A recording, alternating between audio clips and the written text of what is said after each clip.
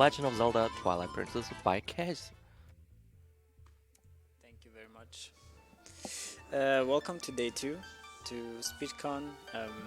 I'm glad that I can open the second day with my speedrun, which is Twilight Princess on the GameCube version, played on a Wii.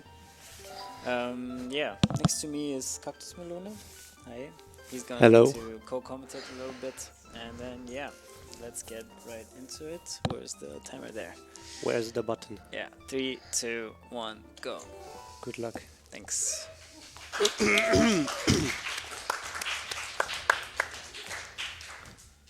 Okay, so this game starts off pretty fast-paced already. First of all, this game doesn't have, not all of them actually, but most of the cutscenes are actually skippable, which means that most of this game is actually pure gameplay and not that many breaks for, yeah, toilet for example or anything.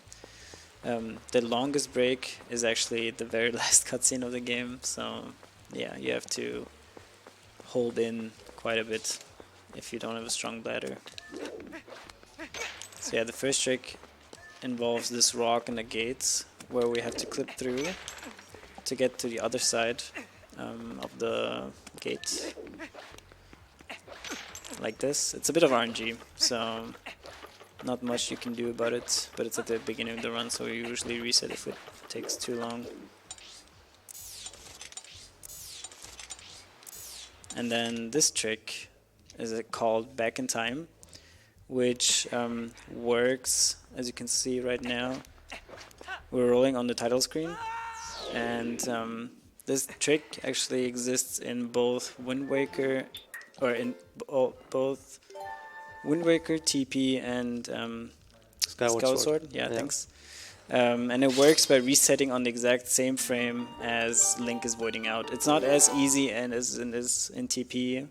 In Wind Waker is a bit more complicated, but it's actually even easier in Skyward Sword for the timing. So I think in Wind Waker it's completely useless, yeah, as far as I know. Yeah. It actually increased in use. So Wind Waker it's useless, TP it's kind of useful, and in Skyward Sword it dominates the whole game actually. Yeah. So yeah, but what Back in Time does is actually, or like how Back in Time works is the title screen is actually a file in itself that you can't usually play, and it has some basic equipment like the hero's clothes, the Hylian shield, the Ordon sword, and some more gimmicks that I'm going to talk about later. And if you're on title screen, you can actually save that file to a normal working file and copy over those equips that the title screen has to your main file, which you're going to use. So yeah, and it also has the effect that because you have all of these items, Ordon actually switches states. Ordon is the town that you're starting at as Link. You actually change the way it works just because you have certain flags enabled. For example, one flag is that Epona, which throughout the game you lose at some point and then get her back, you are already in that state of having her back, and that changes the state of Kakariko. Of Ordon, I mean. And then that enables us to get an item very early, which you'll see in a little bit, which breaks the game even further. Yeah. So right now we're just finishing I guess it's the day 2 quest of this of the early game, I suppose. So like there's like 3 or 2 days quests in Ordon to get started, and we just skipped the first whole day with this. Now we're already in the middle of the second day where you have to rescue Talon. Yeah.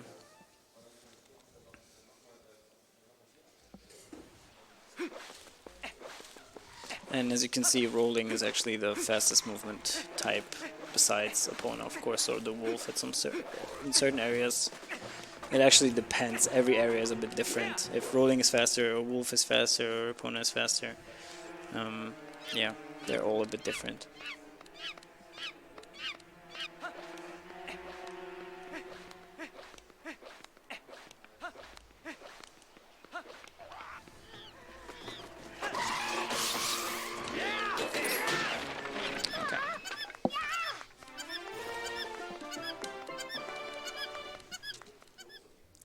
I've shown off this game many years ago at SpeedCon. I think at the very first SpeedCon I ran this game, so many years ago already, and this category. And since then there was a lot of change, which is why I resubmitted it this time. And for a fact, I actually I quit playing or speedrunning in general in 2021, just because of all sorts of things, family, etc.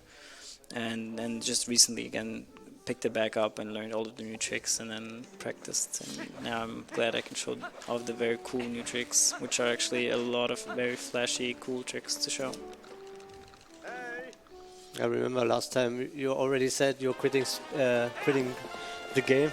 Yeah, Here, but actually never happened. Nice. that's how speedrunning works, and especially this game. This game does make people mad, because one thing about Twilight Princess, and actually we're in the middle of it, is RNG, and RNG is very brutal in this game. And yeah, there's a lot of, I mean, it's obviously not as bad as like Mario Party, but that's not really an example really, but it's still, there's no segment in this game that is not just even a little bit dependent on RNG. So yeah.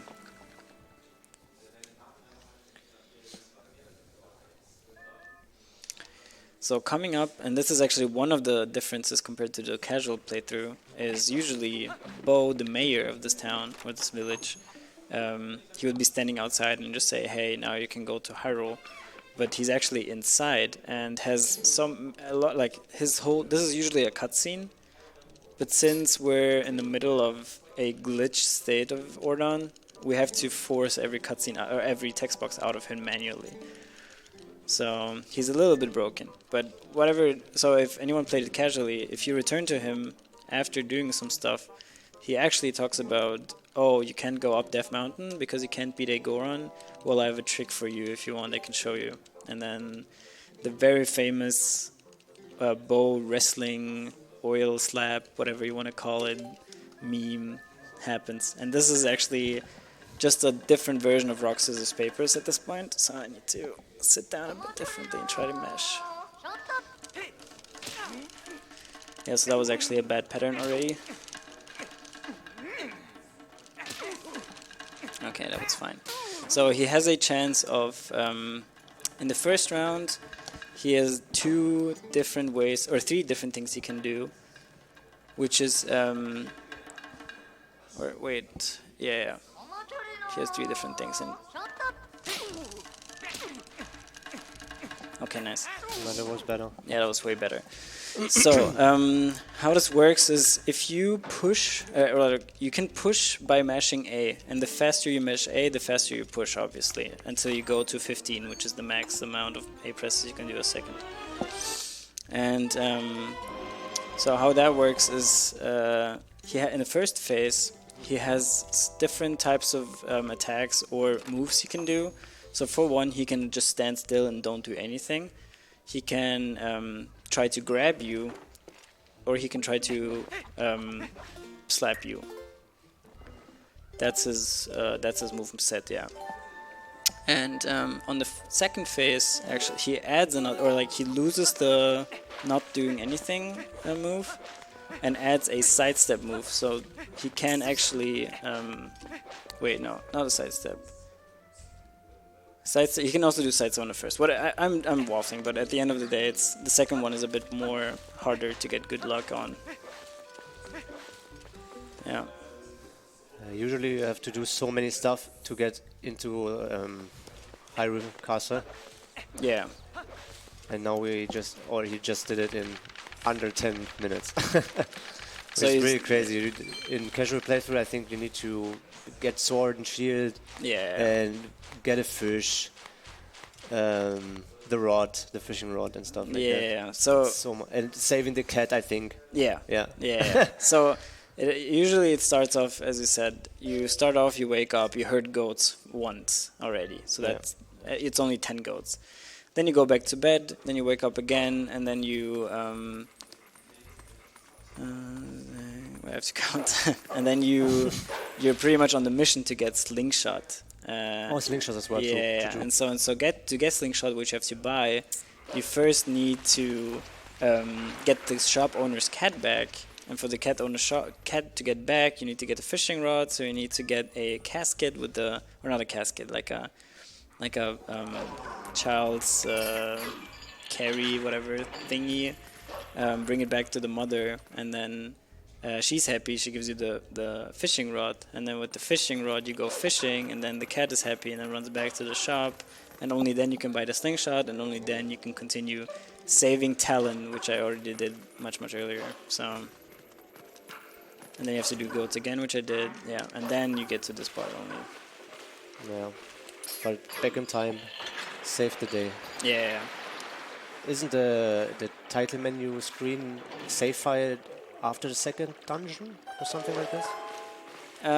Kind of, because as I said, what the title file save has is Epona tamed, because Link rides Epona through the title screen and everything, so he needs to have her saved at this point, I suppose. And you only get Epona saved after the second dungeon, yeah. So true. and that's why the state of Ordon changes through Back in Time. And the side effect of Back in Time is actually that all of those things that I mentioned earlier, the fishing rod and the slingshot, you actually can't get. You lock yourself out of those because they get permanently missable after you're Back in Time. I'm not sure about the slingshot, but definitely the fishing rod. Yeah, and this is just a bit of traversing as Wolf. It's kind of like the tutorial level as Wolf. The game kind of just wants to teach you the moveset a little bit.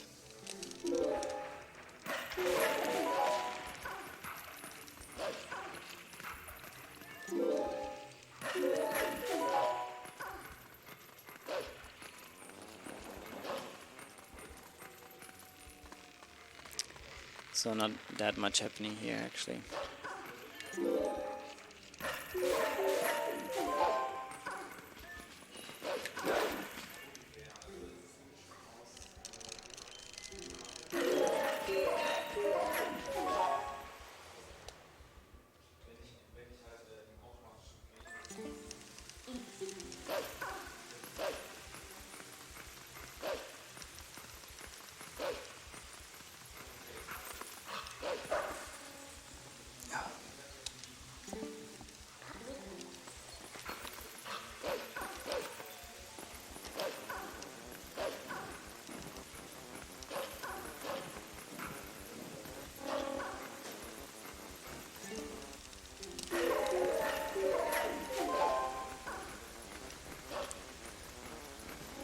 If we have some time, can I talk about some upcoming incentives? Yeah, sure.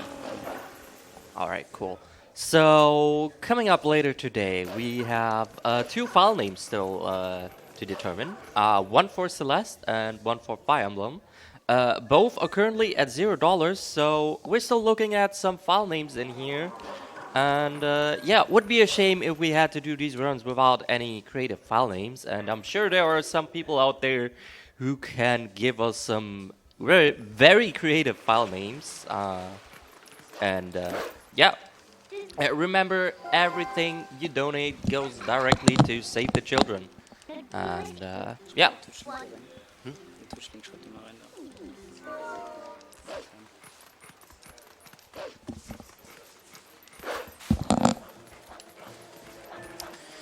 Okay, so another side effect actually of Back in Time is the fact that usually now in the casual playthrough you would run to Ordon and get the sword and the I shield. hope I just get this ready. Not wrong. You can test it by clicking. Yeah. And the negative side effect is actually that because Ordon has changed, you cannot longer get the sword and shield. But in front of us is actually a trigger where Midna says, hey, go back, you need to get the sword and shield. So you can't go further. And this would technically be a soft block. But there is a way to skip it, which I'm going to do and then try to explain later. Lucky this guy is here in this area. Yeah. If not, you couldn't even pass through it.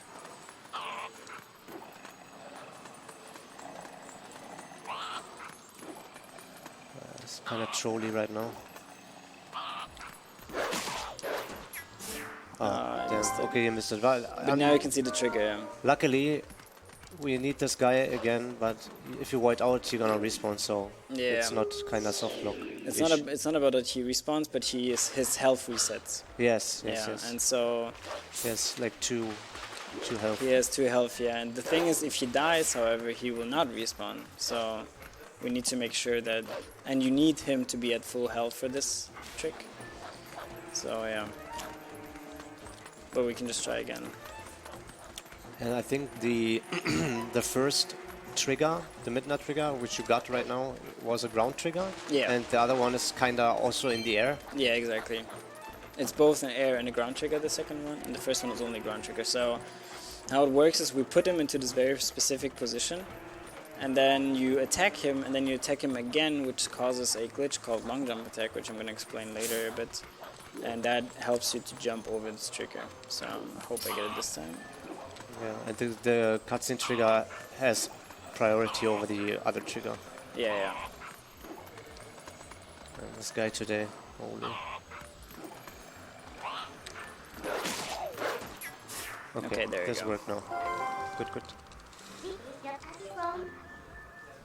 What a big sequence break. Yeah, it's not more of a sequence break than it is to enable to continue the run actually with back in time. Because if you wouldn't be able to do this, you would not be able to do back in time. It's also kind of funny that you already have a sword and a shield. Yeah. But lucky for us, we can still skip it. Yeah, it's even if you have the wrong sword and shield. Not only it's the wrong, but it's also not counted in your inventory actually. So. Oh yeah. That's why the game thinks, oh, okay, he doesn't have anything. The game really wants you to have the wooden shield and the wooden sword. Was it called Order Shield here? Yeah. Yeah.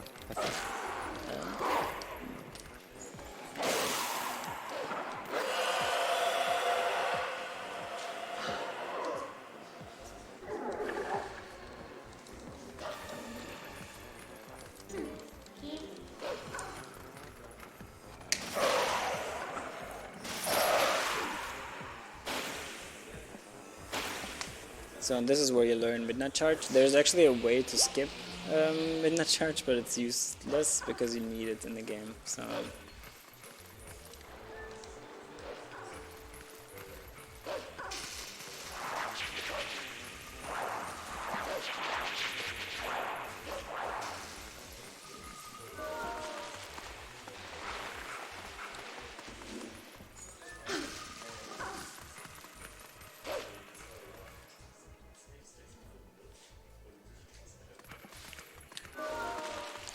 And so usually, as you may have seen, I actually skip getting the bugs, or like those tiers. So usually you would have to go and collect a vessel and get some tiers in the vessel by killing some bugs. But in 80% we can actually skip doing that because we don't really need it. And I'll explain why later.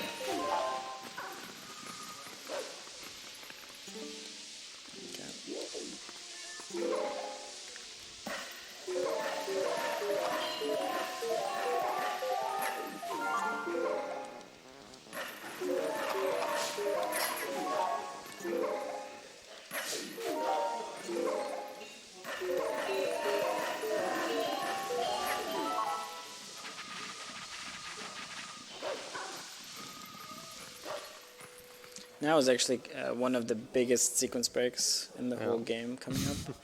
It's called EMS. Again, only possible with an enemy. Yeah, exactly. It's 50-50, no? Messed up.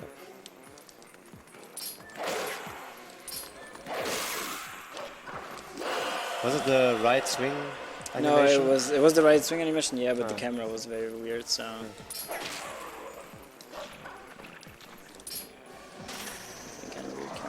No, that's the wrong one. Yeah, exactly. Also the wrong one. That was the right one. You almost made eye. So as you can see, I'm out of bounds here actually. And we can jump right down to the Sacred Grove where the Master Sword is actually. And collect it, and that breaks a lot. And so this coming up is just another auto-scroller, so I can explain a little bit about the thing, but we have some time for any call-outs if there's anything. Give me just a minute in here, because I do see that we actually did get a donation. All right, there we go. We have $5 from Farah saying, "Man, what an amazing run, an amazing runner. Nice to see Twilight Princess on the stage. You don't want to miss this one for sure. Good luck to Kejs Master. You got this, bro." Thanks. Yeah, this is a runner that unfortunately could not be here, so he was supposed to run Banjo-Kazooie, but yeah. We miss you. Yeah, we do. Sage.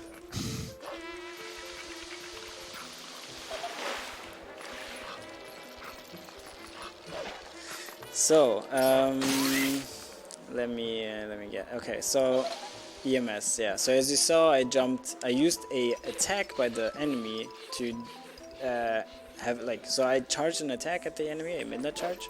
And midnight charge is a bit crazy because they attack certain parts of the enemy, and in this case, for example, the arm of the enemy, which enabled me to use his swing, and he swings like the way you would usually swing, and then he has like an apex of his arm, and if you release it there with a certain movement, Link jumps towards the arm and right out of bounds on this area.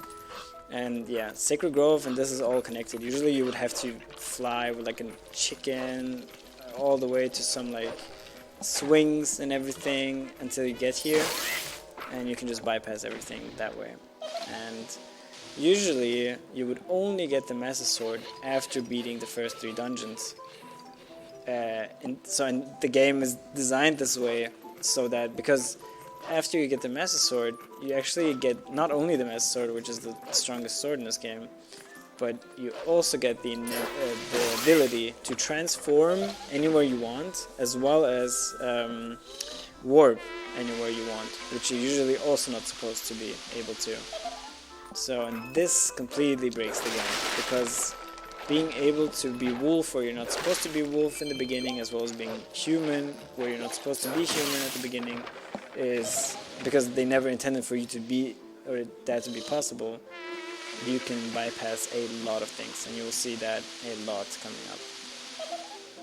Because we're only starting to beating dungeons actually 1 hour in or so. So up until then, there's so much stuff you can do besides that, or building up to it.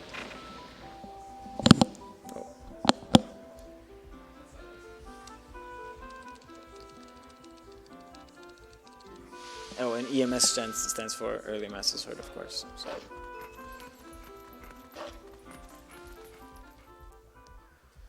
And also one of the cutscenes I think you can't skip. Yeah, right? yeah. This is the longest known. No. Except the last one. It's long enough, I think, that if you sprint and the toilet is right next to your room, then you can maybe get it.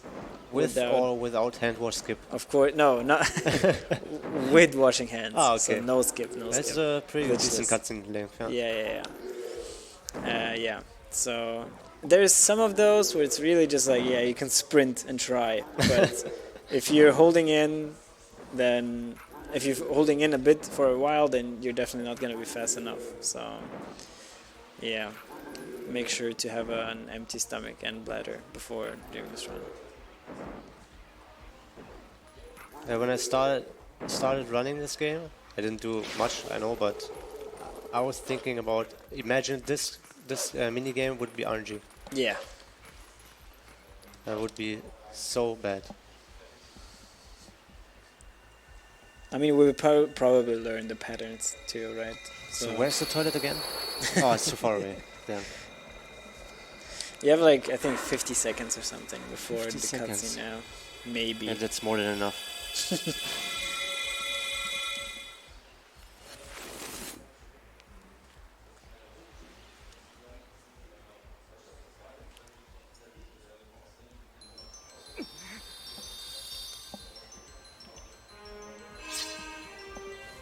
It's incredible how the game is still so long, even with all these sequence breakers. Yeah. So, yeah. This is actually the longest 3D Zelda also. If you don't count Skyward Sword HD, of course. But Oh yeah, HD, yeah, true. yeah, that one's a bit longer still. But yeah, Ocarina of Time, it's so short now. And then even without no major glitches. How long is Ocarina of Time now? 5-6 minutes? Yeah, especially with intro skip now. Yeah. So Oh yeah, true. yeah, Majora's Mask is like 25 with Ace. Yeah. Even without major glitches, it's still like 115 or 112 or something, 113. Wind Waker is also under an hour. Yeah. Like Yeah. 50 minutes. Yeah. And then you have TP, which is the world record is 248. 248.28 or something, or 48 or something like that, 49 by Wildebeest. And then Skyward Sword is also, I don't even know, an hour long or so. I think the most recent world record from a couple of days ago is Oh. 108. Yeah, cool. 108. Oh, that's nice. Yeah, and then the Switch Zeldas, of course, I mean, they're much under an hour. Breath of the Wild is like 20 minutes or something, 25. And Yeah. then Tears of the Kingdom is what, 45 or something? I mean, Breath of the Wild and TOTK, they are kind of designed to Yeah. have access to the end game. Yeah. So it's a bit different. So yeah, this game is it's very broken in its own kind of way. Like, of course, we don't have arbitrary code execution or anything like that, which I'm happy about. But I wish there is still some kind of gatekeeping things that if they would be gone, this game would be even cooler. So, but yeah, we do skip quite a bunch actually. This game just happens to be packed with a lot of stuff.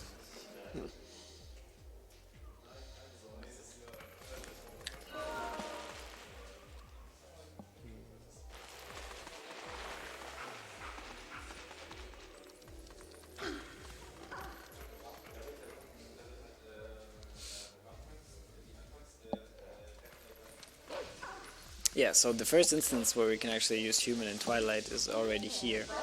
So there's this purple mist that you would usually clear with some Midna jumps, but for some reason the lantern has the effect that the fog just disappears, and we can... it's not supposed to transform here, okay.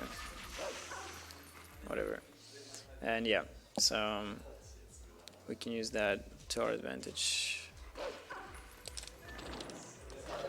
Oh, we know this place. Yeah, now we can now we can actually kill those to continue on. There is actually another way of EMS, but on that right pillar actually, and you can actually skip this fight as well, but it's very, very, very difficult to do. So people don't go for it. Kind of the backup. Yeah. If you fail it and accidentally kill all of them. I mean, no, for this part now. For this part only? Where it wouldn't really, okay. it wouldn't matter. Because in this part you wouldn't have to kill them and watch this cutscene of the barriers disappear and everything. Okay. So, yeah. Okay, coming up is actually another Back in Time. Oh, this one, yeah, I remember. Yeah. Oh. It works the same way, just instead of falling down from the bridge, you jump attack out of bounds. Okay, that wasn't enough. Yeah, Let's try again. Are you not doing a setup anymore? No, I never did. Okay. Yeah. My bad. Okay, I thought they were like with the lantern swing stuff. Okay, like that. Looks good. Yeah. So Nice. another Back in Time, but this time we actually want to get in the title screen and then do some bit of magic. Pause. Okay. So as you saw, we actually got into the King Bublin fight because we loaded a specific file in the Back in Time which triggered the Bublin fight. And then, but what we then did is just we reset out of the Boblin fight. But as we reset, we skipped the cutscene, which actually triggers some boss. So there's a universal boss flag in this game, which yeah, it depends, or like it's a value that controls a lot of things in this game actually. And I could have skipped this, but I'm not going to bother. Yeah, this value controls a lot of things, including boss states. So if you've visited a boss already or not, if the first cutscene of the boss plays or not, and yeah, and it also controls some other stuff, which you'll see in a little bit. So yeah. We will see the boss flag magic next door, I think. Exactly, yeah. This is the magic door. Yeah. So, out of one ape, suddenly they're gonna there's spawn some more. a lot of monkeys. Yeah. And this breaks the whole dungeon, because this whole dungeon is designed to rescue monkeys that help you proceed or continue. So, yeah, we just bypass all of that and Very nice. can go immediately to the item that we want, which is the Gale Boomerang. And we can go fight the boss here. What happens if you fall down there? It's very bad, actually. If you fall down there, and for some reason that's the only void in this game, from what I know, it kills the boss flag, which isn't a problem for this now, but we actually need the boss flag a second time later. So, yeah. Oh, and Ook is also RNG, as you may have guessed. The amount of hops he does is just random. So yeah, but so yeah, as I said, Forest Temple is designed. You rescue monkeys, they help you get to the boomerang. Then you rescue more monkeys, then they help you get to the boss. But in this case, actually, we're getting the boomerang, and then we're just going to save up out of the dungeon and leave. And then ending the dungeon is not required to Yeah. finish the game.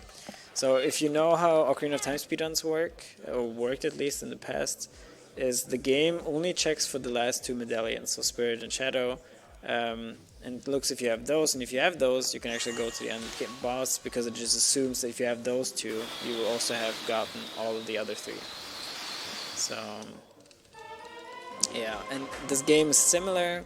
So there's Forest Temple and Goron Mines and Lakebed Temple, and the game only checks for Lakebed Temple to get you to the next part of the game, I guess. And so beating Forest Temple and Goron Mines is absolutely not required. And the only reason why we're going to Forest Temple is to get the boomerang, which is actually the most broken item in this game, which Yeah, you'll for see. sure. Yeah, which you'll see just in a Turbo little broken. bit. So this is another helpful thing here. We can warp already, which is again something that you're usually not supposed to. And this cuts quite a bit of backtracking and movement and everything.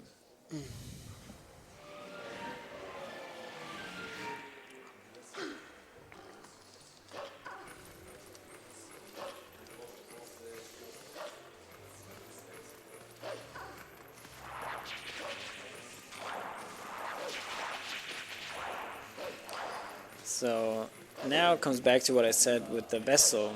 You don't have to collect the vessel to clear the Twilight here. You would usually have to, because there's the trigger here, and if I fail this trick you will see it. Can you show us the trigger? Or? No. Preferably not. Yeah, okay. I fail. didn't show, okay. So there's a trigger, Unlucky. a midnight trigger that says, hey, what are you doing? You can't It's leave. still Twilight, yeah, and you haven't beaten the Forest Temple, so go please do that, and then you can leave. So, and even if you clear the Twilight, the trigger will still say, hey, you haven't beaten the Forest Temple yet, go do that. And since we don't want to do that, we can just jump over it, which also means that you don't have to do the Twilight at all, which saves also a bit of time. Can you at least show the postman? I hope not. I don't think so. There's another trigger here for the postman, and with a bit of clever maneuvering and a long jump attack, you can just bypass the trigger. Do you remember how long the cutscene for the postman is? It's like 15 seconds or something. It's not too bad, but it's still annoying to fail. So, especially because you attempt it, and you transform, and then you do the trick, and then you fail it, and then you have to transform again. So it's extra annoying than just running right into it. Yeah. So now we're right into the next Twilight section already, which is Elden Twilight. And coming up is actually it's not a hard trick. In fact, it's only one button press. It's one frame, I know. Yeah, but it's a one-frame trick in a 30 FPS game, so you don't have much time to react, and the visual cue is, you'll see in a bit, there's like a portal that is going to go out of frame, and there's a specific point of that portal that goes out of frame when I have to press A to do the trick. I hope I get it. If I don't, it's a minute lost. It's not too bad, but would be nice to get it, so let's see. Nice. Nice one. Okay. So yeah, frame perfect trick, 30 FPS, saves a minute, because what it does is we need to go here again, as you see right now, and it just saves some backtracking to get back here, because if you fail it, you get forced to warp away. Yes. And yeah, we don't want to warp away, because we need to go here, so we need to do another trick here.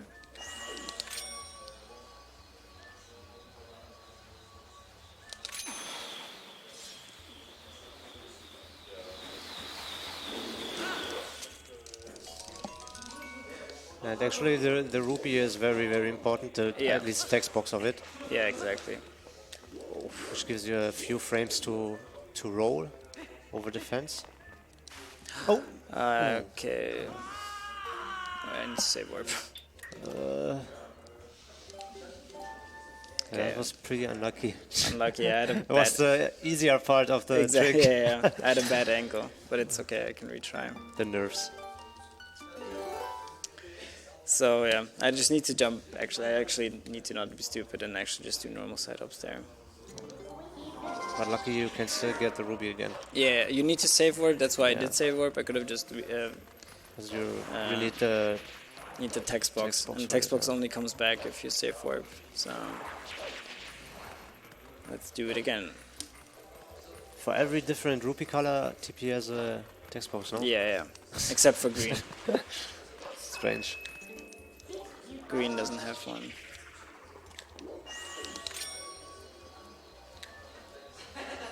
That's pretty precise. You need to be at the very top of the fence. Again.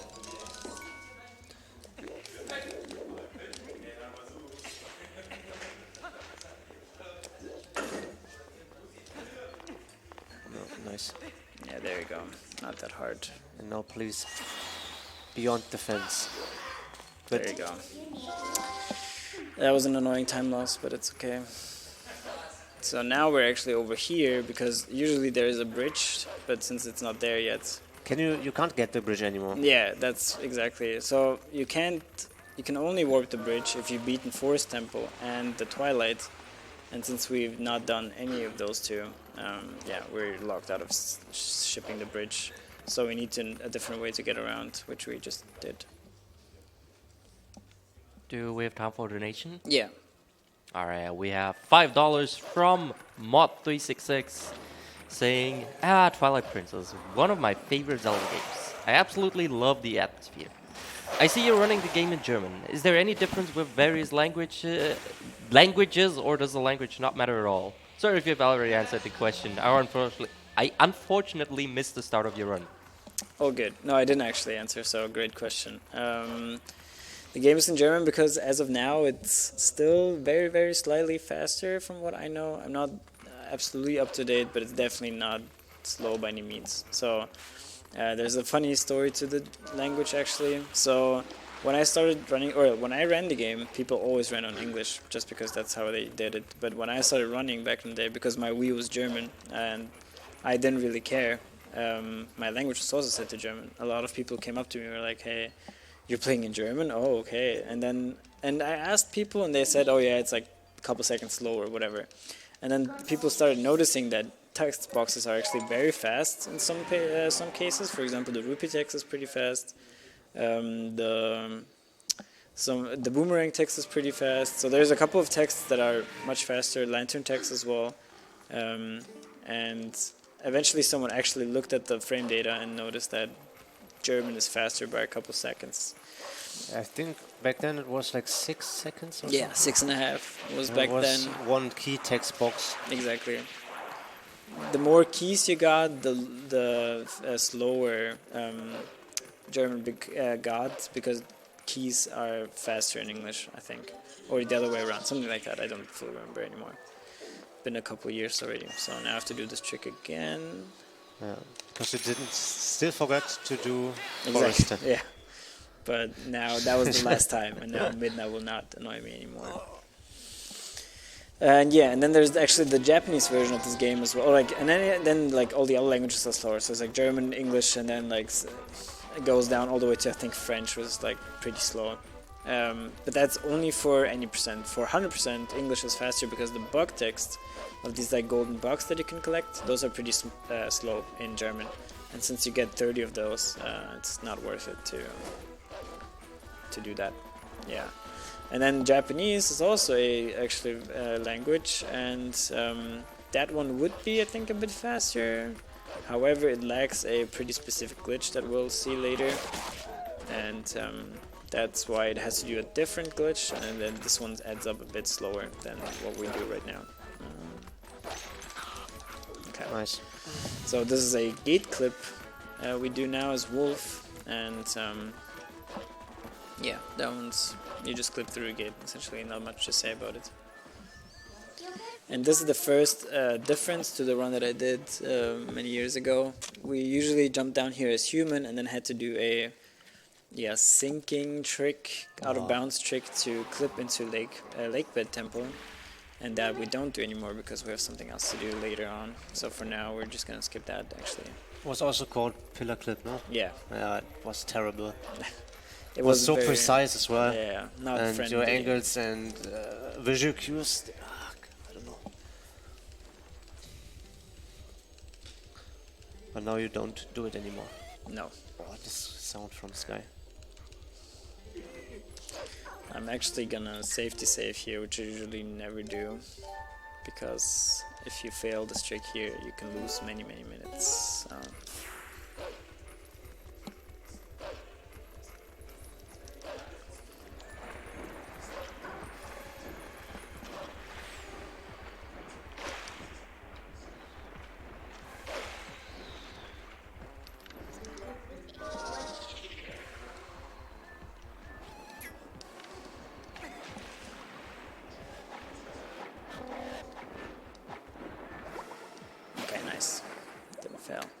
So usually you would have to fight this as Wolf. However, enemies, they die if they touch water, and you can lure this guy into the water and then just have him drown and die. So yeah. Yeah, and now this is usually a pretty boring flight where you just fly in straight lines and everything. However, there is a pretty cool trick we can do here. Just don't bonk. Okay, good. Nice. Where you can clip out of bounds because the hitbox, or like the hitbox of this cargo rock is what they are called, is so big. If you jam yourself into 2 rocks, it just gets pushed out of bounds. And then you can, if you look at the minimap, you can see that it has this like big curve, and this trick saves time because you can just fly in a straight line to the finish line. So yeah. Also pretty tiny times, I would say. 6 seconds. Yeah, 6 seconds. It's what is actually good about this trick is that you don't have to maneuver awkwardly. So there's these like falling rocks and everything, and you have to go down and up. And here you don't have to do it. You just fly straight. The out of bounds area kind of tries to push you because this is like a set track, so it tries to push you back in bounds to keep you on track. But you can just fight against it.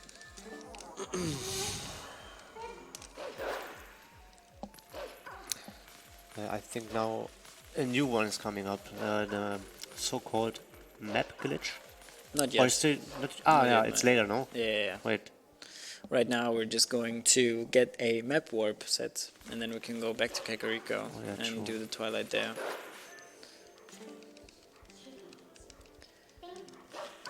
So the story about linear here, like Zora, is that everything is frozen because it's so cursed in Twilight.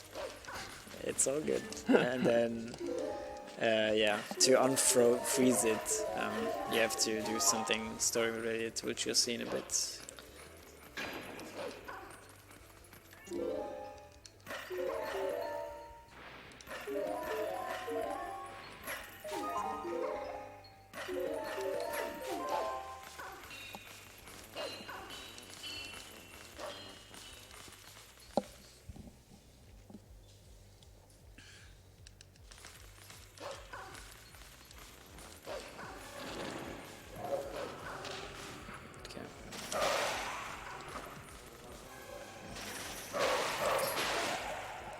I almost bumped the barrier there.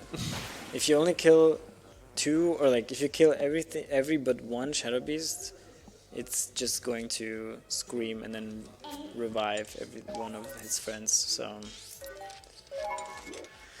that's no bueno, and that happens often sometimes, or like it happens often that you bonk into the wall before you kill the last one, and then you lose time because he just revives everyone. You have to do everything again. So that makes sense because it's kind of designed like a puzzle mini game. Yeah. Where you have to think how to kill them in which order. That's still not a very bad or hard puzzle. No, it's just a tiny gimmick.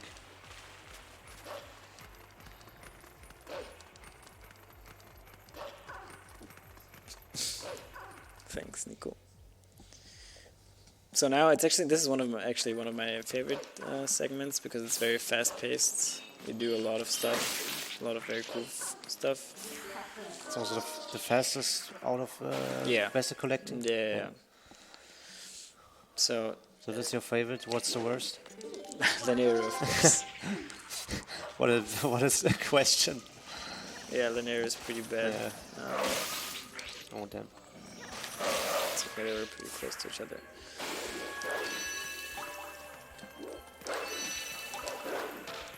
Okay.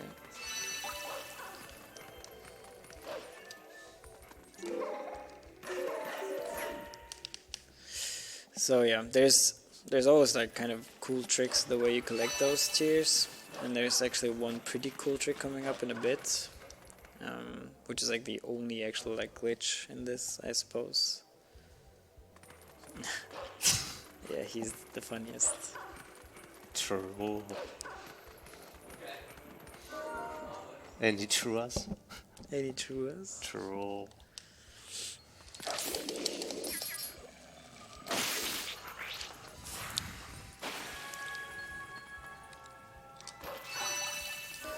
Oh yeah, this one is actually pretty cool. Usually you would have to climb up and everything and then get him behind a pot, but you can trigger him by bonking into the wall next to you, and then he comes down to you to kill him. So he's fed up and says, just get rid of me.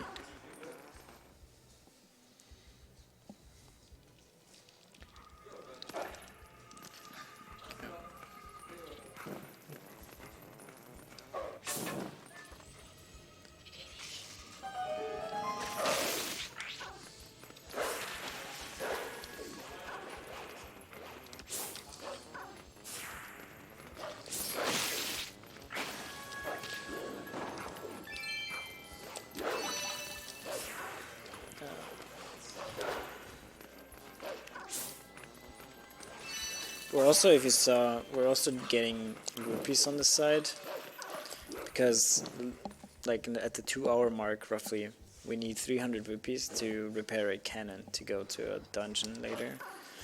And there's 2 guaranteed 100 rupee drops, and everything else, so another 100, is actually what we need to just collect on the side. And it works out quite well actually, so it's not really a hassle.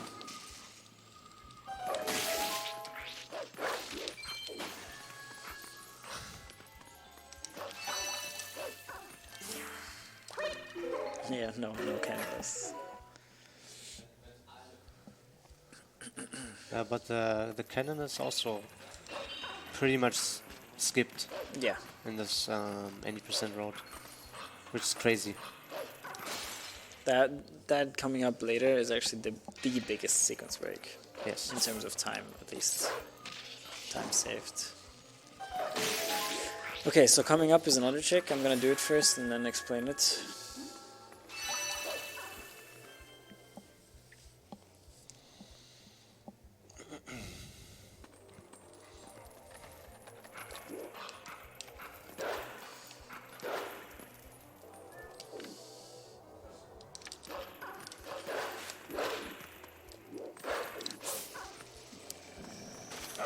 Okay, nice. So this bug, usually you just go up the stairs and then it runs in the house and you have to follow it into the house and then light the house on fire and then it explodes and everything. And then you collect the tears and everything. However, if you kill the bug before it goes in, the game thinks that you've done all of this explosion stuff in the house and everything and just despawns the house pretty much. Or puts it into that explode state. Come on, bro. This bug's a bit annoying. Yeah, good question actually. Is there any downtime where you can actually chill in this run? There is some passages where you just run as Wolf like straightforward for like a couple minutes. Yeah, that's pretty chill. But other than that, because as I said, there's not many cutscenes that you can't skip. You're pretty much always on, you do something and you actually have to focus on some things. So it's actually 3 hours of full action pack.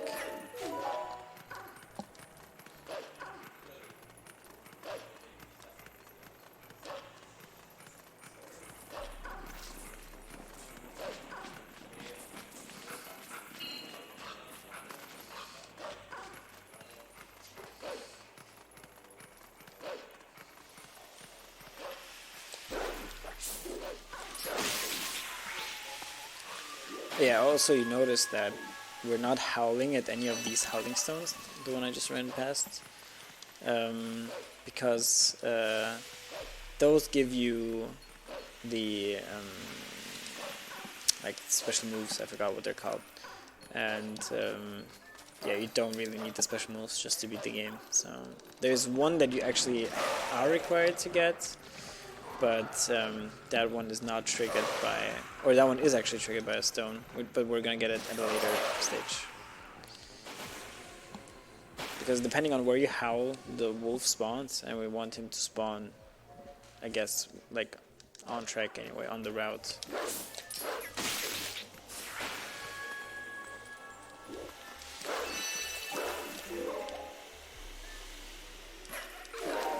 That was very early in that cycle.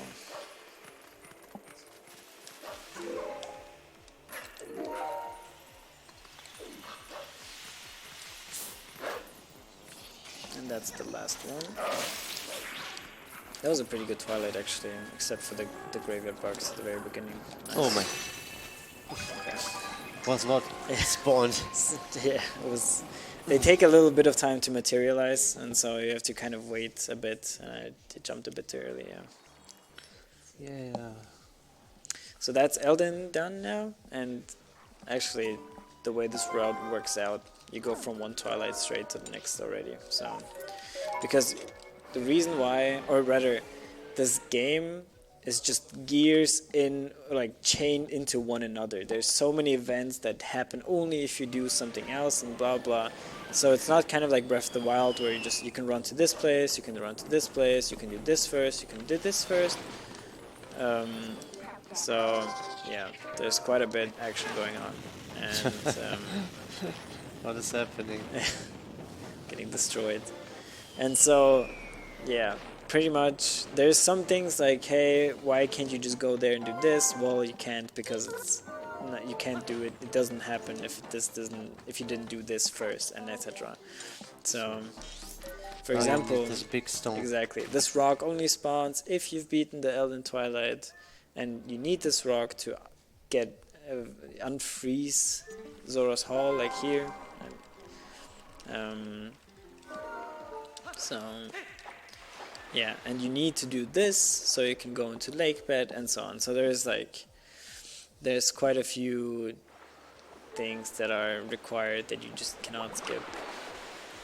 I would say the worst out of these is probably the ball and chain. Yeah. You only need this item for one specific boss and one specific phase of the boss. Which is, I'll get to that in a bit too. Yeah. So now this, I guess you can kind of call this a chill out segment at this point. I think this is one of the most straightforward, not really that flashy kind of segments, because it involves one part where the game sends you all the way to Hyrule just for one bug. So you do like minutes of traveling just to get one bug, and that's of course story related to visit the castle once, see some cutscenes, blah blah blah. But yeah, we don't want to see any of that. So it's kind of just annoying to go there for one bug. That's just how the run is.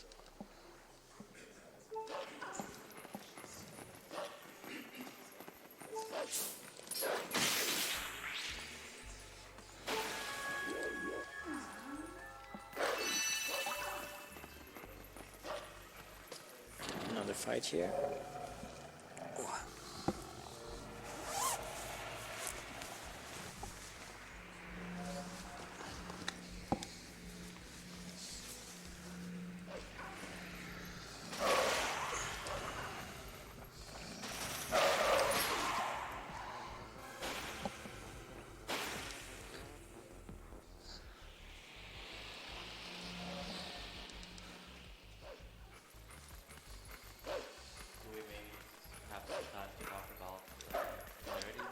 Yeah. All right. So, as you might know, we are raising money for Save the Children, and Save the Children has worked worldwide for over 100 years and in 120 countries to give children a future in that time, impacting the lives of over 1 billion children. This doc is a little bit older, but it says that in 2019 alone, they reached 144 million children through their comprehensive programming and emergency response. And even just $1 can provide 4 children with treatment against pneumonia. So if you have something to spare, then please consider donating. Thank you.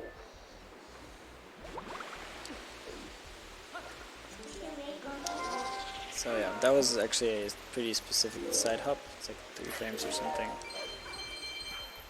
And it skips a bit of movement because we need to go down here.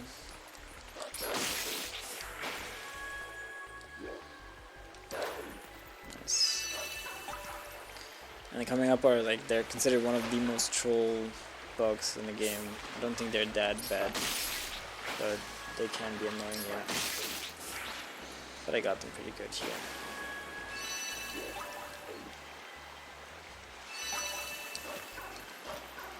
That was pretty good actually, all the movement and everything.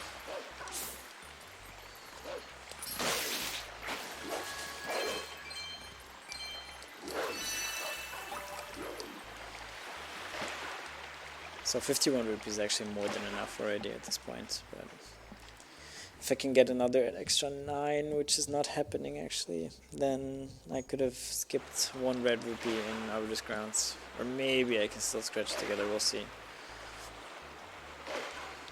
So you're missing 9 rupees to skip 100 rupees? 1 red rupee. Oh, 1 red rupee. Yeah. Yeah, I don't think... There's 3 red rupees you can get, and you can skip 1 if you have 16.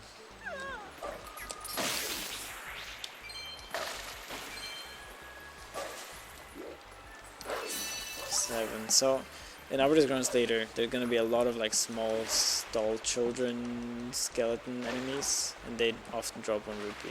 So if I get lucky, I might get enough. If not, it's not too bad. You don't really lose that much time. Cactus and his calculations, yeah. Was Farah and his typing.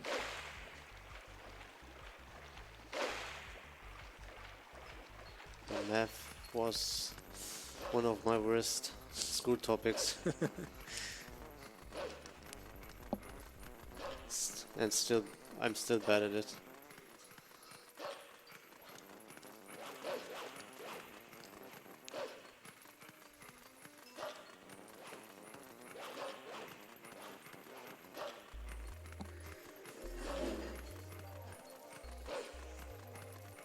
So yeah, that's what I mean by chill time a little bit. So what you do now is really you just go straight forward in a line, nothing else. This is like, there's not really much that can happen here. So yeah, you can kind of unstress a little bit.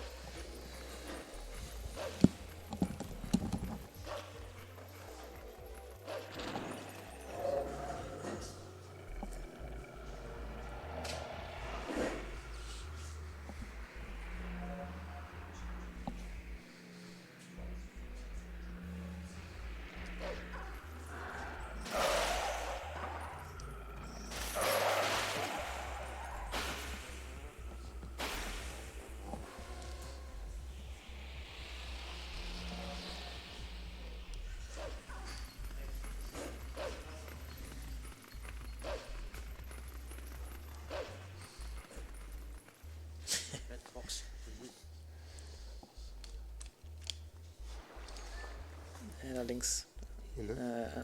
This one?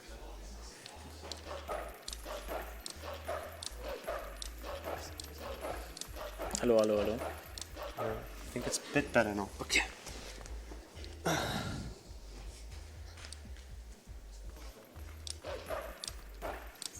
So in this area actually it's faster to do like these jump cancels. It's faster than just running because for some reason they nerfed Wolf in this segment, in this area, speed-wise. And also, if you if you for some reason accidentally warp away before you get the steer, you have to run all the way back again. Or like you can warp to in front of the castle and then run back in. It's still very annoying. This segment is so long. Yeah. You are still collecting the tears. I mean, Nintendo definitely noticed or got the feedback that it was too much. So in the HD version of this game, they cut down so many tiers. They still kept the Hyrule one in, of course, as I said, story-based. But yeah, there's so much less to collect now.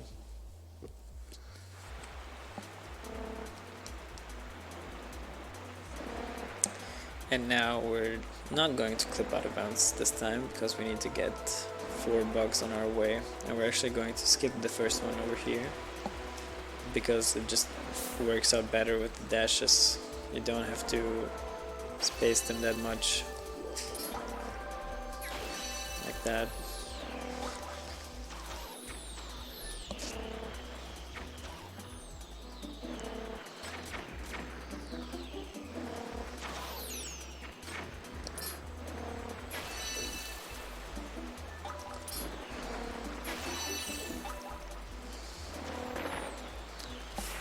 Intended bonking. Yeah, that was intended. Not bad gameplay. That was not a controller malfunction. Yeah, we need to bonk because actually we want to get down the river to get to this place here because conveniently the last bug, or the second to last bug actually, is right here. So when we collect that last bug actually gets triggered, which for Linearu, the Big Bang, so-called big bug spawns, which is like a little mini boss, I guess. Like that. At least the music is good here. Yeah. And so this bug actually, if you keep him on screen all the time, he just attacks as soon as he can again. But there's actually a thing that you can keep him out of the camera, and with every loop he does, he sinks a little bit further down. So if you keep ignoring him, at some point he'll be so far under the water, which is funny how they designed him.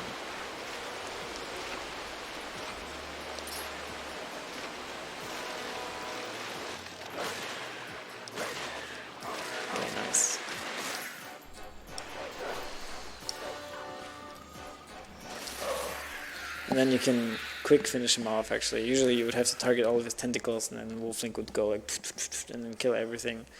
But if you bonk, if you walk like kind of away from it and then bonk to the first one, the game just thinks, oh yeah, the attack is over, and you hit everything. So it's like kind of like a quick kill, which saves like 6 seconds or something. Yeah, we finished finally. Yeah, finally finished with this. Now there's also the first route change, kind of route change happening now compared to the run earlier. So in the old route now, you would start off the same way, get Isa and everything, and then you would actually go to Snow Peak, which we're not going to do.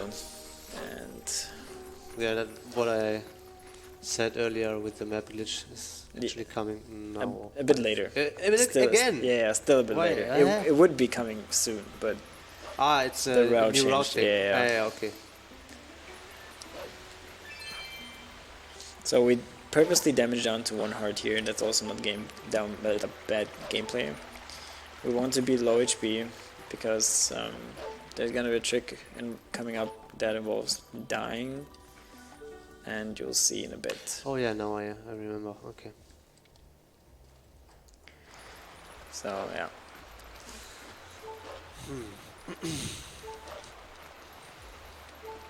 Oh, I'm actually at 63. I forgot that we get another 10 rupees now. So all good.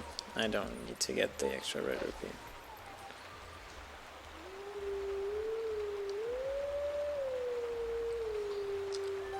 So yeah, this is the only Howling Stone that we actually activate and continue. I'm saying this because there's another Howling Stone coming later where we just howl and leave and don't actually get the skill. Which skill is this one? This one is the ending blow. Also just required for ending the game, no? Beating the game, exactly, yeah. So if you've played this game and you finish Gendorf off, you know that the final attack, kind of similar to Wind Waker, is like he jumps with a sword and like jumps right into his. In Wind Waker, it's into his head. He rams into his head. In this case, he rams into his chest. Yeah, and you can't do it's not hard programmed that you're supposed to have it at this point. No, there's actually runners that forgot to get this and then stood at Gendorf and couldn't beat him. So yeah, happens. Okay, this is also a trick where we want to beat the Shadow Beast as Wolflink, even though we don't have the Midnight Charge because it's not Twilight right now. So yeah, we have to do some shenanigans that the fight still triggers, even though we're wolf, even though you're supposed to do this as human. And then we have to do the fight a certain way so you actually can beat them, because they're actually hard-coded. It's not hard-coded, obviously, but they are coded that you're not supposed to be able to kill them both at the same time without a Midnight Charge.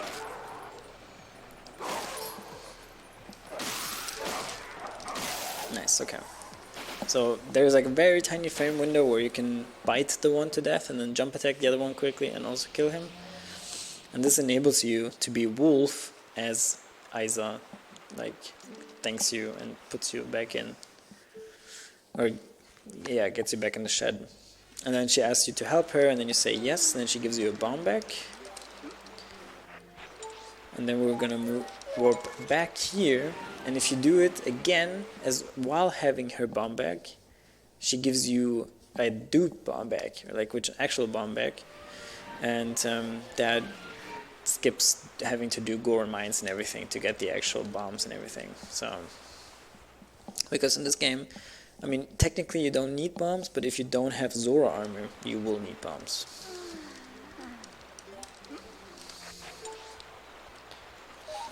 Okay, now we can move away, and now we have a full bomb bag with 30 bombs, which we'll use in a bit. So the route is going into lake bed yet now, or yeah. So okay. Now you go to lake bed, and now we're gonna do a glitch that is going to enable us to get into lake bed. So luckily it's not pillar clip anymore. No.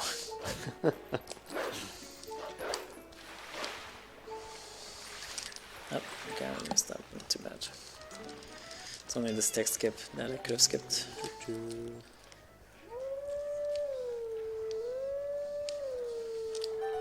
Okay. This trick coming up is called plumb out of bounds. I hope I get it first try. It's not very hard, but it's also easy to fail. So.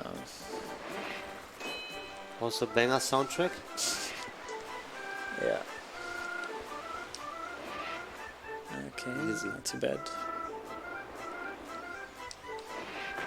Yeah, okay, nice. So I'm voiding and I'm dying. And for some reason, if you void in this area and die at the same time, you set some flags to Lake Hylia, which actually makes it so Lake Hylia is completely drained out of water. And we can't just go into lake bed because it's a bit on the higher ground, so we can't just like walk right in.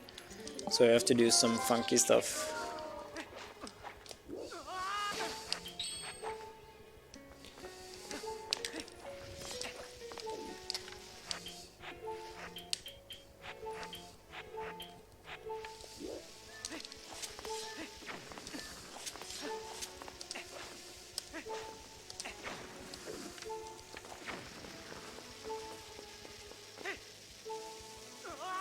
Okay. Oh. I must have failed the setup a little bit. It's not too bad, I can try again. Just unfortunate. I don't know where I messed up the setup, but Just try again. yeah.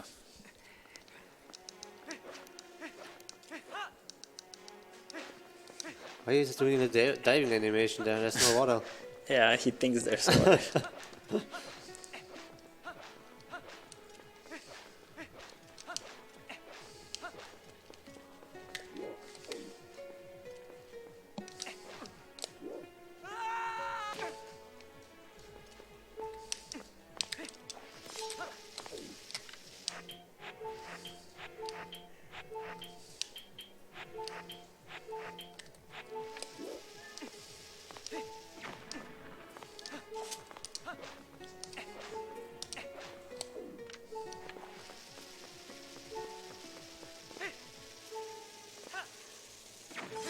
That was a bit too early. I need to die. And try again. That's unfortunate, but not too bad. It's like a 40-second time loss or something. Dropping the bombs before jumping off the cliff is It's just to get rid of bombs. the bombs. Yeah, exactly. Not something we will do Yeah. because of the setup. Yeah. That's why I left it out this time.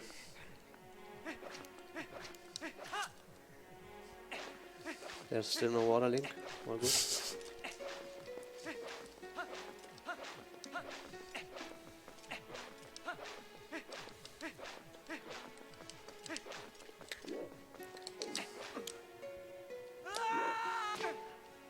So this time the setup was good. I just missed the frame window.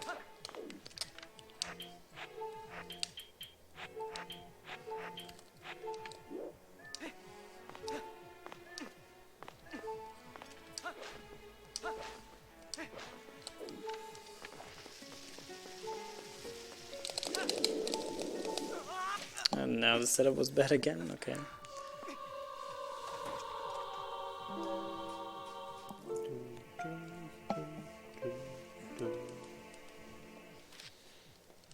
Okay, I'm gonna try this normal setup one more time, and then if I fail again, I'm just gonna do it a different way.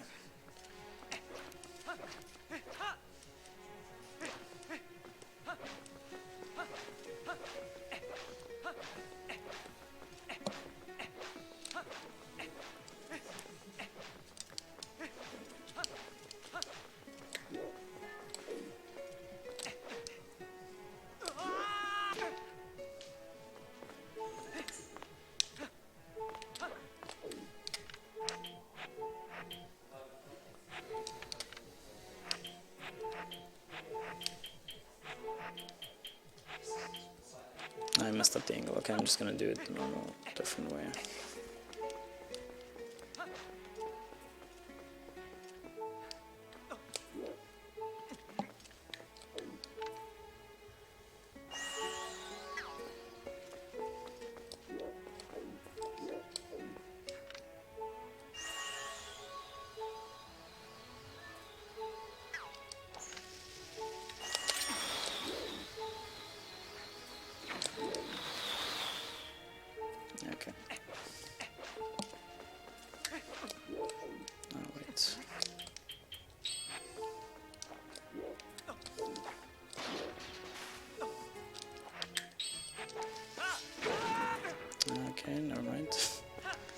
So cursed. I don't know, this trick sand doesn't work. Super cursed. That's all set up for ending the game early on wrong warp. True. That's a ace setup. Unlucky. It happens, it's okay. Yeah. Just wait for sellout skip. Yeah, that one's good. Pause. Good.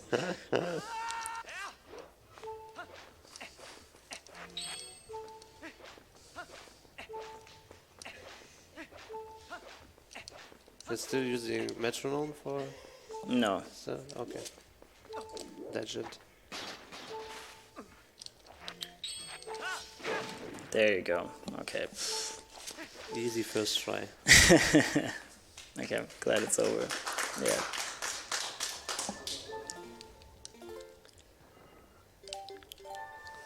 Okay. Lost a little bit of time. A little bit. So actually, the only way, or like, so we safe warp here, and it puts us at the beginning of the dungeon here, and it helps us because since we don't have Zoro armor, we would actually drown if we would do this without. So it's good that we get put at the beginning, and the only reason why that is the case is because we have Master Sword, and the game assumes that we have been here already once.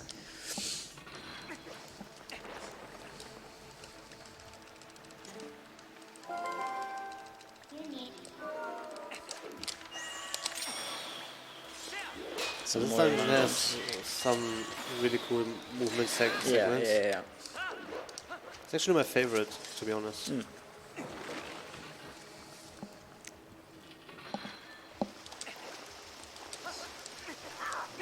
So as you can see, I'm dropping a few bombs here and there because I need to empty the bag, because at a later point I'm collecting water bombs, which are going to be useful. And to get water bombs from that chest, you actually mustn't have any normal bombs in your bomb bag, or else it will just be normal bombs. Because you can't mix bombs in bomb bags, it doesn't work.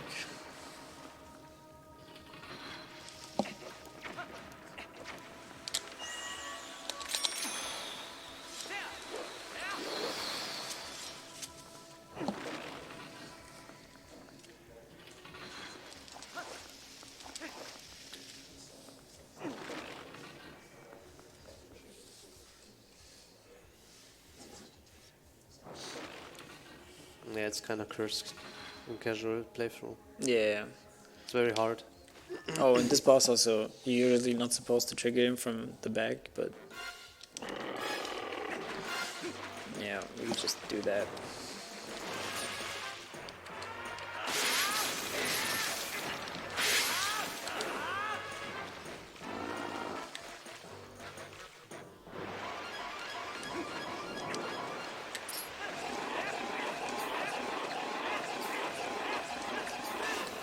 Nice one cycle. Yeah, you have like a couple of frames. It's not that easy to one cycle this guy, and yeah, if you fail it, or if you do like a combo jump, like a finish attack on him, then you immediately go into second phase, and that sucks. So Hook shot. yeah.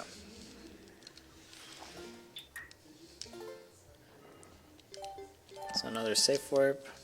So, and again, we triggered that boss from the back actually, because we also had boss flag again. So with boss flag, the game assumes that you have visited him already, and then you can just activate the fight from wherever. And that's an empty bomb bag. Now I'm opening this chest, and now we're getting actual bombs. Is it still the fake bomb bag? No, this is It's the real one. yeah. Okay. By duping it, you actually get a real bomb bag that Okay. sticks with you forever. It's also the best BK skip in the game, I would say. And the only. Yeah, coming up is the only boss key skip ever to be possible in this game, unless some kind of code change happens or anything, because every boss door or every boss loading zone is tied to the door opening animation. So there's no way to like clip behind like an Ocarina of Time or something and then just reach the boss that way. But this one is a bit different because the boss loading zone is different compared to the door opening, because it's actually a tunnel, like the boss loading zone is a tunnel, as you can see here. So you can just clip in and then fall in. And coming up is a drown now. Yeah, I don't have. Oh no, I don't have magic armor. So I mean Zoro armor. So what am I gonna do now? As you can see, the air is already going down. It's looking pretty close to drowning. It's actually super close, to be honest. So what are we gonna do? Do you need to enter the loading zone with iron boots to make it? Yeah. Yeah. Oh, you have to equip them within like a couple of frames. Okay, nice troll. Nice. Okay. Oh my god. This is actually very unfortunate. She never attacked saw so this. fast. Yeah. Okay, I was joking about drowning, but That was actually... it's actually a possibility now, yeah. Uh-oh. Okay, Are you kidding me? A safe warp actually. Well, this run is super cursed. Holy. Safe warp. Yeah. Let's try again. Yeah, so that's what I mean with RNG. This game can ruin your run just because it wants to. So in this case, I couldn't have done anything different, and I would have still got owned. So let's do that again. Yeah, lucky that you also need to do the whole segment again. Yeah. I could have just died and I would have landed in front of the boss door and it would have taken me the same amount of time to just get back in, so it's might as well just go ahead and then do it again here and get owned by this guy.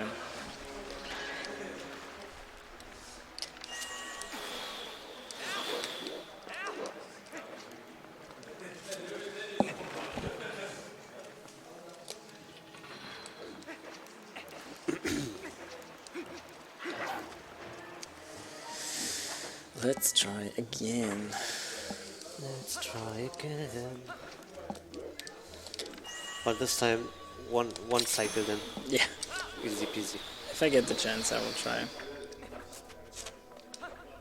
Yeah, one cycling is also RNG based. Yeah.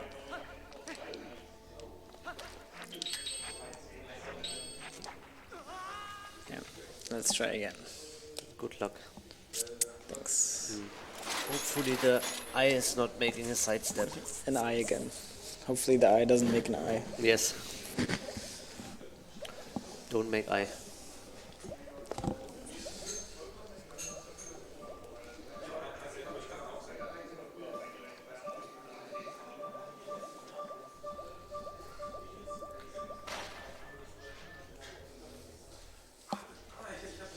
It's also so far in the run.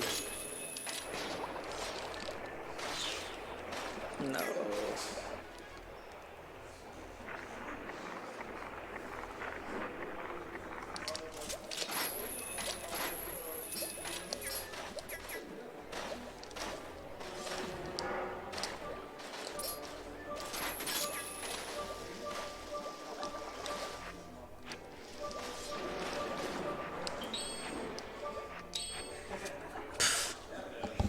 Oh no. So scuffed. I'm getting so bad RNG, dude.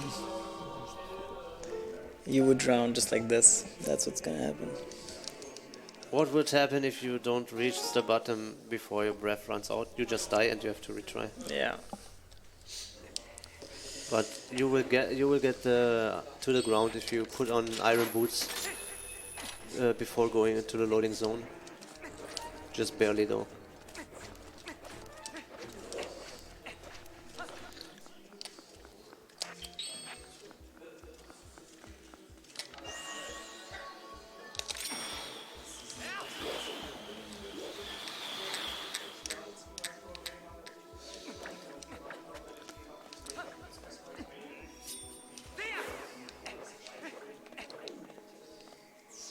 What? Nice, okay. Oh, that was a whiteout. Yeah. Oh my god, dude.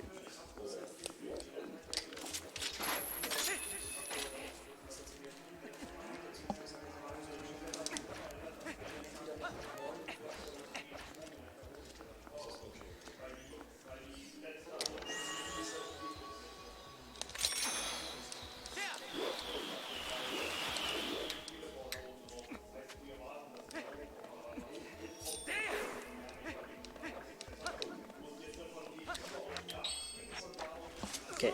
So, yeah. Third try is the charm.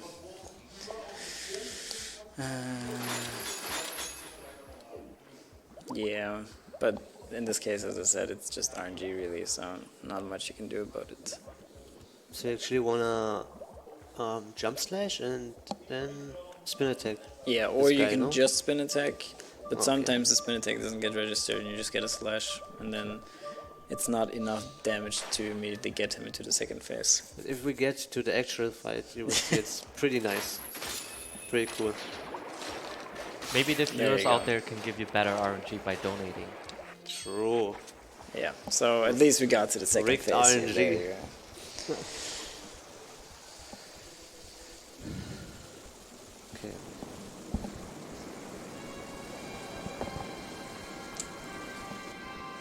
Took a while, but this is actually the boss.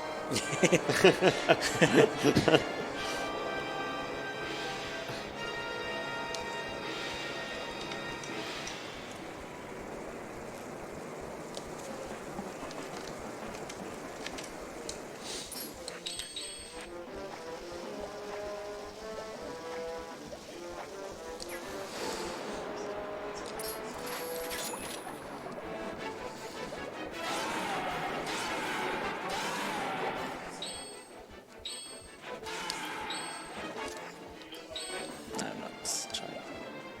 Let me just-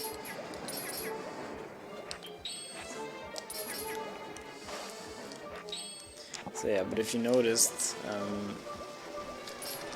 swinging with water bombs actually gives you your airbag. So this helps us beating this boss without solar armor.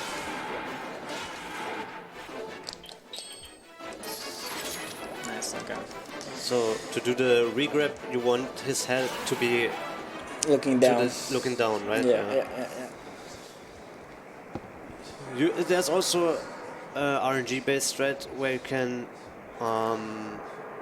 regrab twice from the start, Yeah, exactly. which would be like the fastest cycle you can get. But Yeah. as I said, it's RNG based and it's not that often that it happens. So I we think. call it one bomb, two bomb, and so Yeah, on. yeah. Yeah, and two bomb is usually what is normal and happens most of the time. But one bomb is actually, it depends so much on if Morpheus swims immediately towards you, because one bomb actually, I mean, it's also skill related and everything, but it's also just related to how much air you actually have left at that point. Because you can get one bomb, but you can still drown if you just don't get good RNG. And so it's a combination of many factors. And yeah. So this is like the last shadow piece that we get.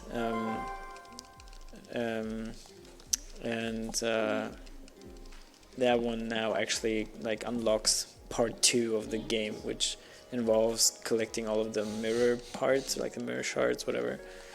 And yeah, so no need for Forest Temple or for Gore Mines.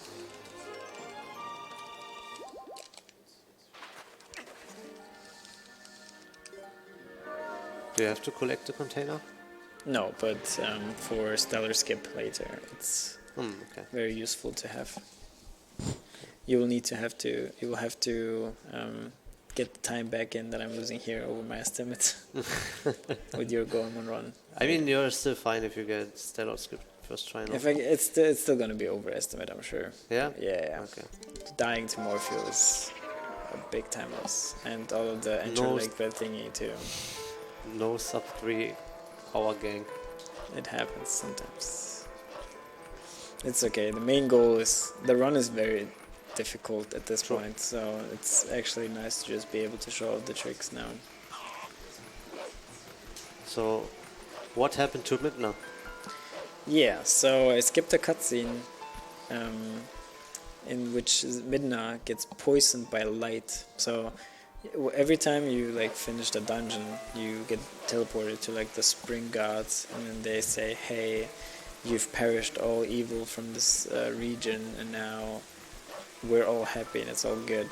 And in this case, it's also the same, except Xanto, or Zant in English, appears and controls like the spirit god to like give full brightness to Midna, and then she gets the way she is now, and now we have to rescue her.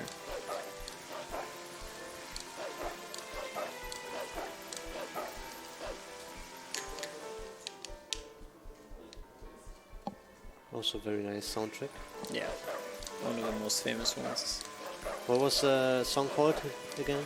Midna's Desperate Hour. Ah, yeah. Midna's Emo Hour. This is what we also call the segment. So we call the segment MDH. So yeah, there's actually, I think there behind the story is the doctor. Oh, I actually got a nice glitched cutscene. Oh, Yeah. So usually, if you jump like B attack into this trigger of the cutscene, the game somehow like can't get the camera right, so the camera just gets stuck here, and it saves a bit of time because the camera doesn't follow her around before anything happens. So.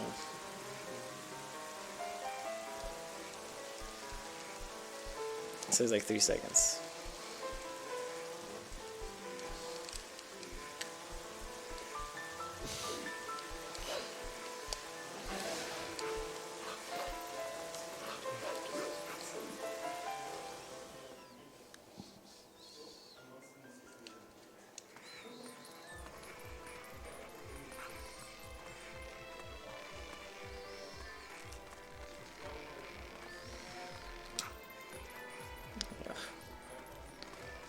if you break the pots, do you get kicked out?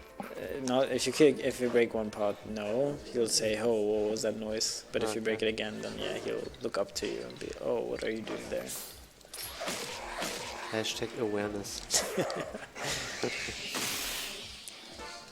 Gore on security.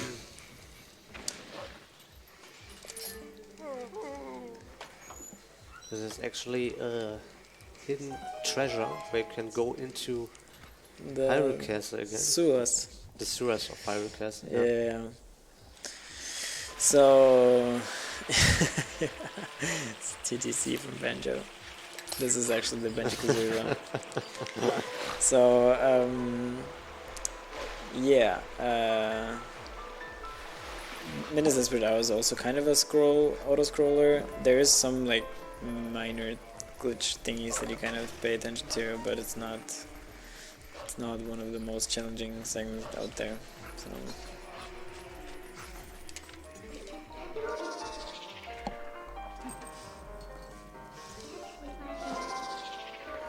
No, it's not real life. No, it's simulation. We're gamers.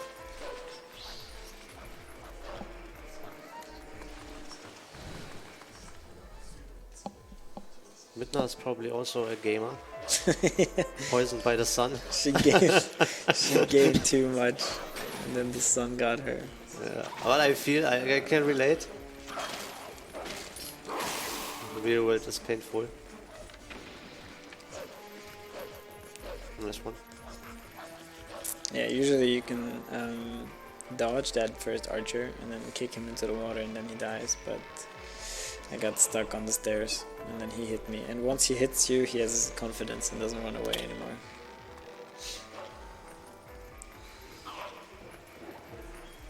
And you actually have to kill him. You can't just... I mean, you can skip him, but then he will shoot you down from all the way up. So, it's not worth it. Okay. Yeah. You wanna make up some time, no? Doing these Yeah, risky yeah. jumps. Imagine falling down. No, it's fine. Nice push. Okay. Can't This go for time, this is cycle based, right? Exactly, and I actually am not going to be able to get the cycle ready because the bubble was too wide for me to pass him, so I will have to wait now. I wanted to pretend that it's the best cycle, but yeah. Maybe I could have gotten it, but I lost so much time. Spoiled. Yeah. Must be a very, very hard wind if you can stay on this. Yeah. Or Link is 10 grams heavy. So now the route is gonna be almost the same as the old route, right? Yeah, except we still have to do Snow Peak. But then after Snow Peak, it actually the route diverge in Arbiter's Grounds. Yeah. Okay. Yeah, Arbiter's Ground would be also nice if we can skip it, but Yeah. unfortunately it's super long. At least the first half. Yeah. I mean, there is a way to skip it in theory, no? Not really, but at least doing this the skate clip there. Yeah, I mean there is a way. Not even a theory. It actually works, but it takes 15 or 16 hours. Yeah, the rupee slide. Yeah. So there's for some reason, when Link picks up an item and holds it in his hand, like a rupee, for example, he wobbles back and forth a little bit, and the developers actually assigned a bit higher negative value than a positive value, and so ever so slightly, very, very slightly, units, Link moves backwards during this cutscene where he's holding something in his hand. And so if you have enough time, in this case 16 hours, you can stand next to the gate, do this thing with the rupee, and after 16 hours he has clipped in just enough for you to just run through the gate. So yeah, this guy is actually Link according to the lore. Isn't it the Link from Majora's Mask? Yeah. He apparently just died and became a Stalfos in the forest. That's what's being said. So, and he's teaching me all of these cool skills now, hidden skills. But the real question is, did he die to the moon? Or did he die to Majora? Who knows? Alternative timeline, maybe. Yeah.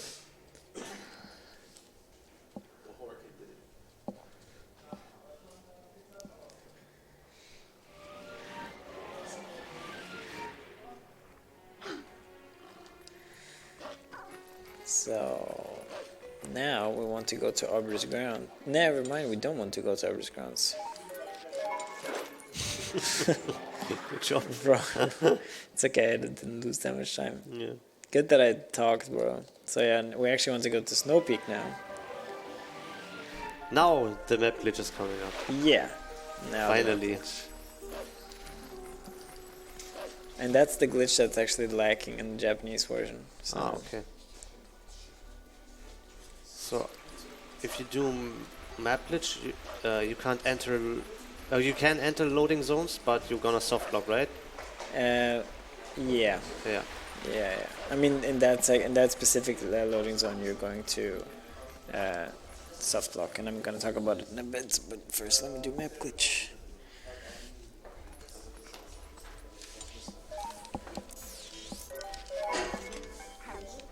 Okay, so what I did, as you saw, is I tried to warp away, but nothing happened because Minna talked to me.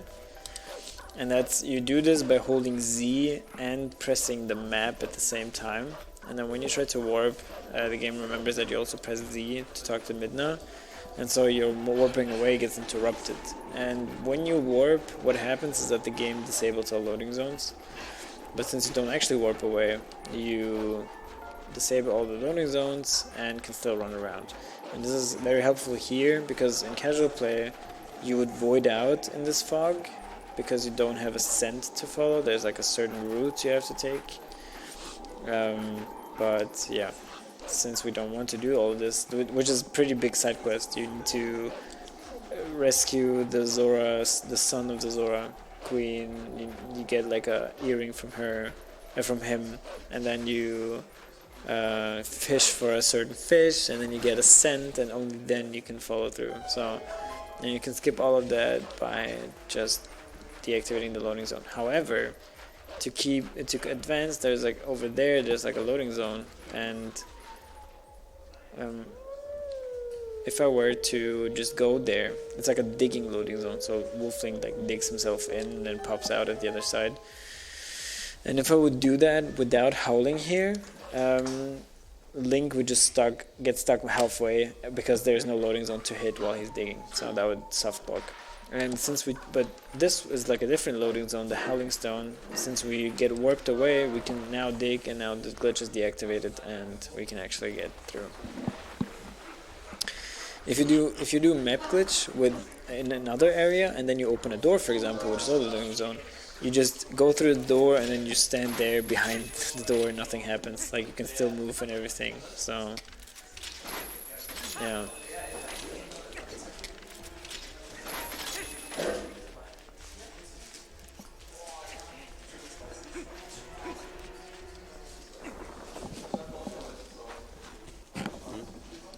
Oh, there's dude.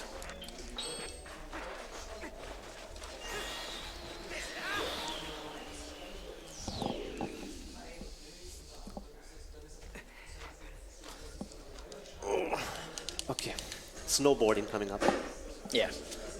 FX Tricky, whatever it's called. SSX Tricky, the snowboarding game. SS 1080 Tricky. Ah, yeah. I know.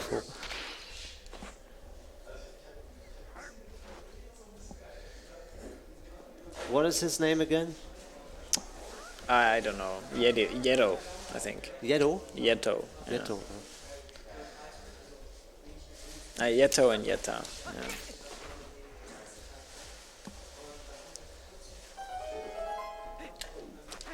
Yeah. Okay.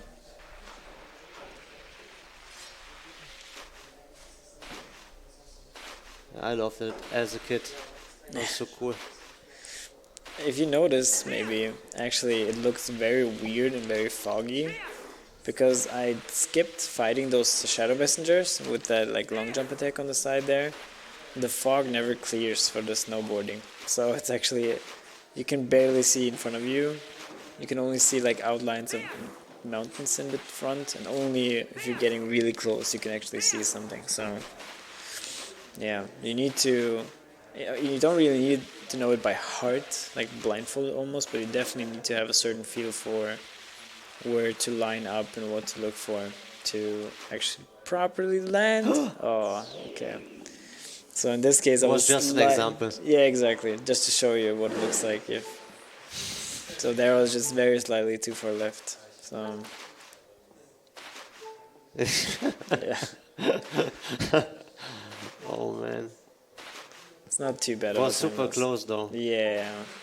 And I'm usually too far right, so now this time I was too far left.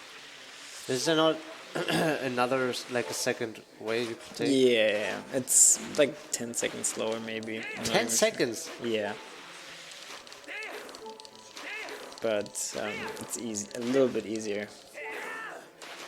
Nice physics. I land on the tree.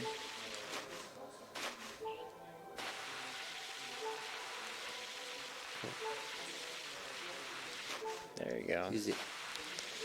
Not First so right pause. Okay.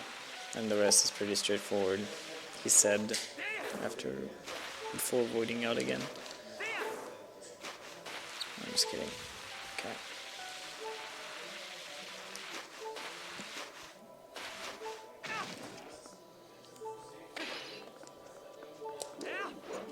Okay, you can skip this, but I failed, but it's not too bad. It doesn't save that much time. Alright, this dungeon is very, very cool. So, it's very, very fast paced. We're here not long, and yeah. Is this your favorite dungeon? Yeah.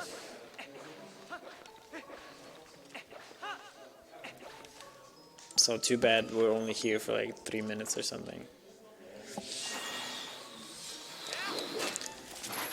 Also kind of shows off how OP the boomerang is. Yeah, and how broken this game is if you don't play it the way it's supposed to. So, in the old route that I showed, we would get the small key here, but we're just going to jump down and actually completely skip that key. And instead, we're going to do a nice trick over here. Like that. Clip through the ice. get to this door. This saves like, I'm not sure how much it saves. I think it's like 6 or 8 seconds or something compared to the other routes. But it's... Is this easier than getting the key? Yeah, I'd say so. And now you're over here. And we can also skip this guy, like that. And that's pretty much all we're doing in this dungeon. So now we have to fight this mini boss for the ball and chain. And set up with the equips.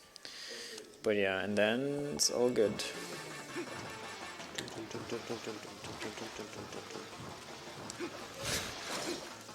I hated this guy so much. Yeah, in casual play as well as like a beginner speedrunner, he can be extremely tricky and annoying and difficult. But yeah, it's fine if you get a feeling for it or for him, I guess. So it's all for this item, yeah, and for one fight, one phase. Yeah, it's like, is it 3 hits? it's 3 quick spins, I think, but it's only 1 jump attack quick spin if if you hit him with a bomb first.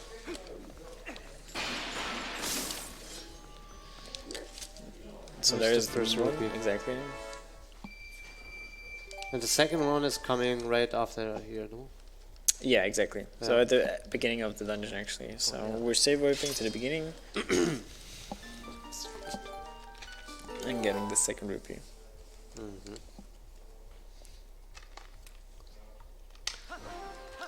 This one.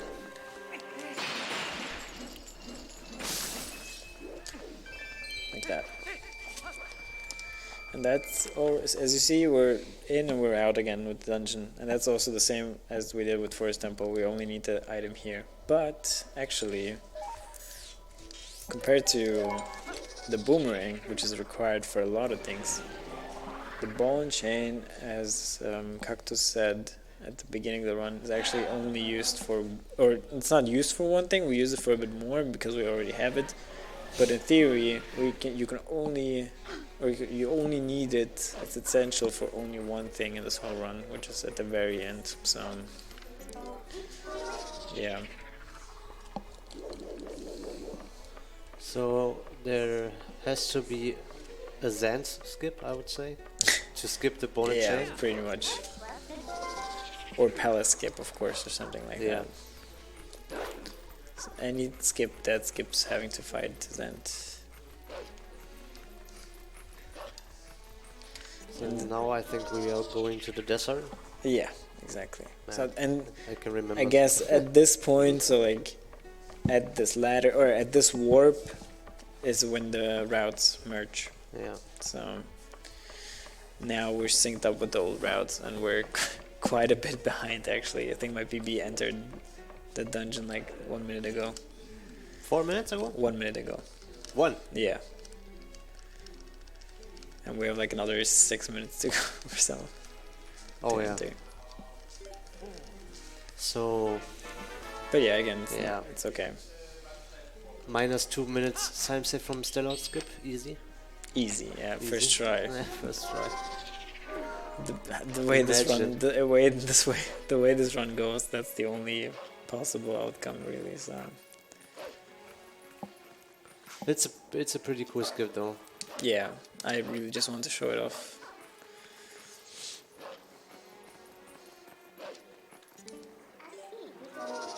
We transform here already because there's like this bird that talks to us if we're wolf, so we don't really want to hear that. Oh, okay. This guy's gonna shoot you to the desert. Exactly, so that's the first cannon shot. We're actually doing cannonless, not doing cannonless. And so this desert, actually, I mean, it's a GameCube game, and this map is huge. It's actually very laggy, usually. And then people found out that if you just keep the camera on the floor all the time, it saves like 3 seconds on lag. So That's why we're running like this.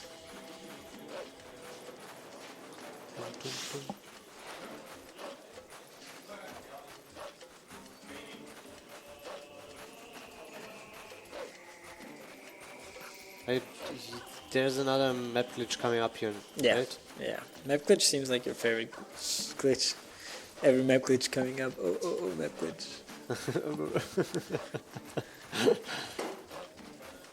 Map glitch is so cool. And it's also pretty cool that you can just pull out your GameCube controller to set it up. Yeah. You can, if you're very risky, if you like that, you can actually hit the X button and the D-pad button at the same time and then just try your luck like that, but it's way safer to just do it by unplugging the controller, because the game still reads inputs as soon as you put it back in. So there's also another way where you like hold a certain button combination and then let go.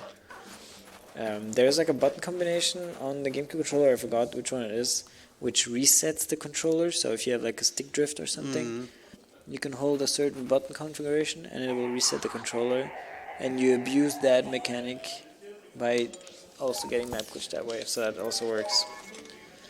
There's no faster or slow method for that really. XY start, yeah. Thanks, Sky.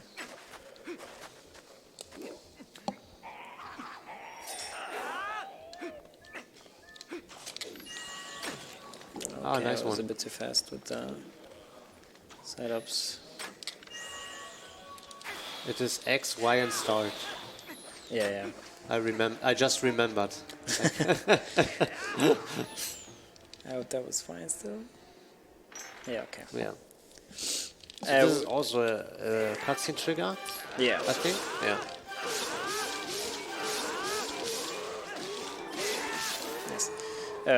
So yeah, we did map glitch again, as you saw, to like to get out of the map almost, I guess.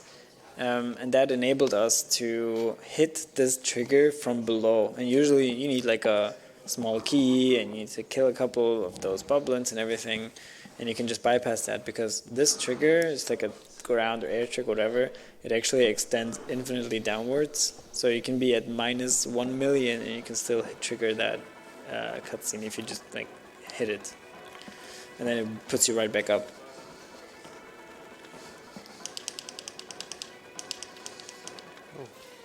Lucky that there's one bow. Yeah. That boar helps us escape this fire hazard. I mean, this dungeon coming up is very long, but I still think it's pretty cool. Yeah, it's definitely gotten better with those glitches, but it's at least the first half is still definitely something else. So Kind of feels like a sequel to Spirit Temple.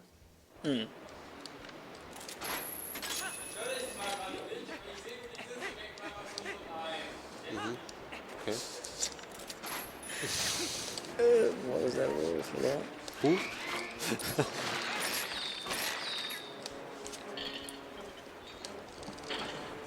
Usually, I think you can just grab it without killing the enemies. but Yeah, in this for some case reason I just rolled and then I triggered the enemies. Yeah.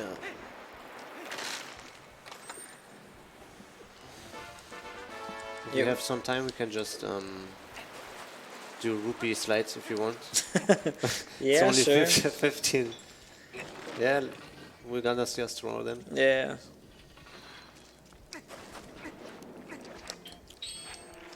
If we have time for donations or something, then we have time for donations if there are any or anything you want to shout about or anything. Yes, of course. We do have a $40 donation from Labellock saying this is to bribe the RNG. Wow. Wow, thank you. Thank you very much for Now your I will donation. definitely get first try everything.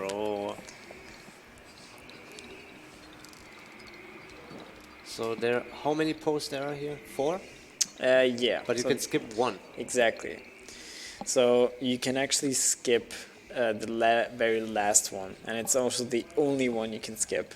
And because yeah, the other ones are actually checked. So for some reason, one poll they just programmed to not check.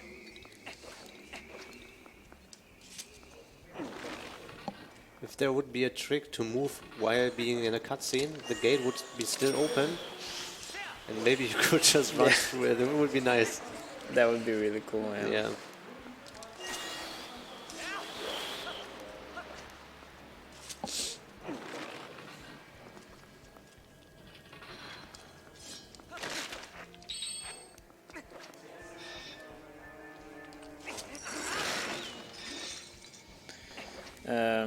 Yeah, so skipping, what I just did, like that pillar jump, that was actually post skip.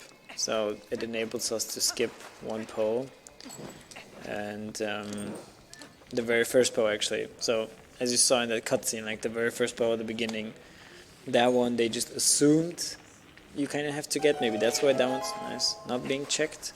Because the only way to proceed usually in this dungeon is by getting the post sent.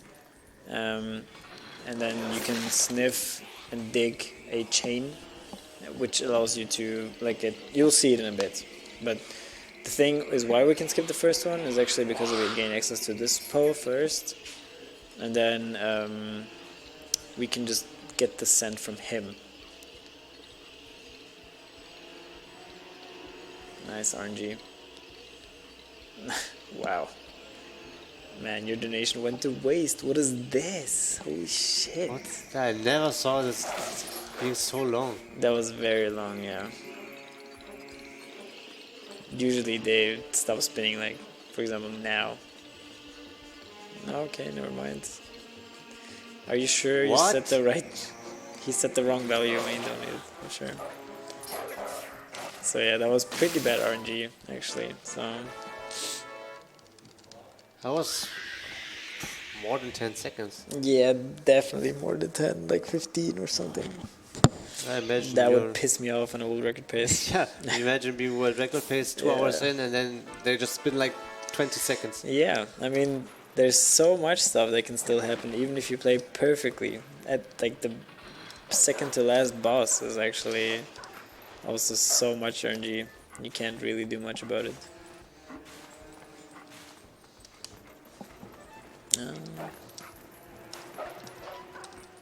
So yeah. Did I swear? I'm sorry. I don't know if I sweared. Maybe I did. Did you?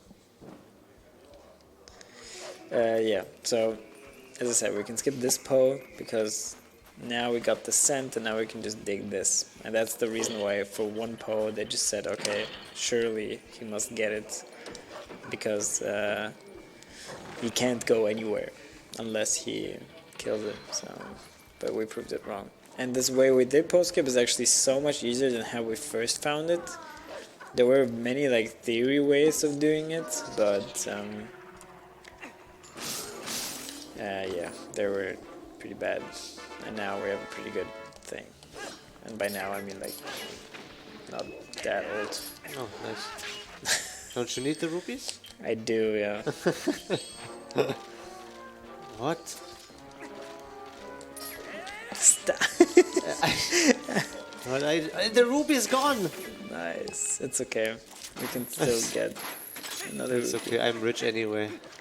We can get another rupee, but that was crazy. It's okay. Maybe someone in the chat can donate 20 rupees if they want to. Yes. Save the children and my speedrun. Okay, save both, please. These bubbles are sabotaging me.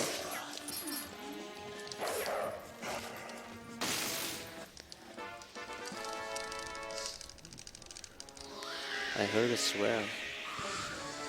I said bad words. I don't know. Not sure about it. Where is my 20 rupees?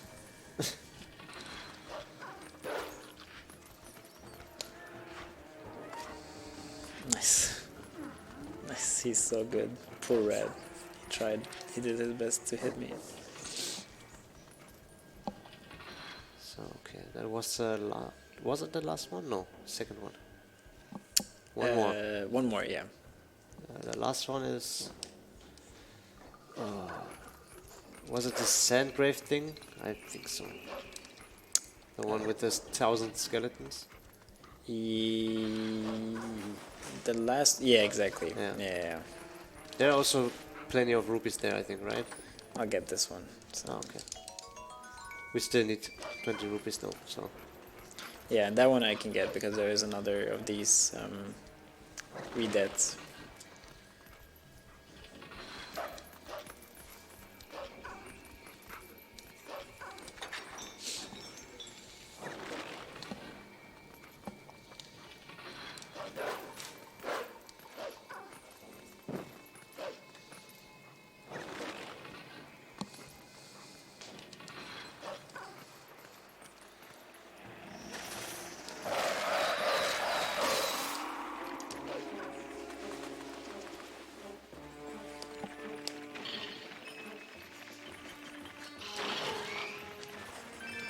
There we go. 300. That's 300, yeah.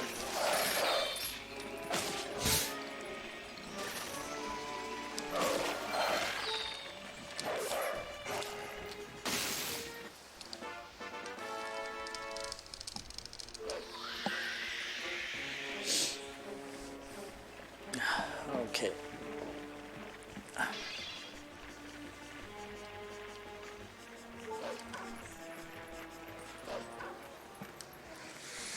So now we have all the pose. Now we can go back to the main room and it will open up its gates.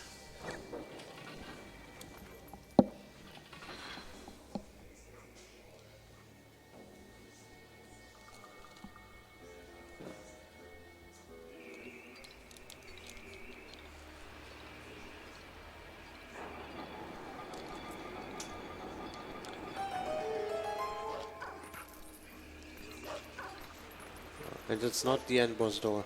No. It still takes some time. That was only the first half. But it is getting a bit more pacier now. So now we can actually skip this part.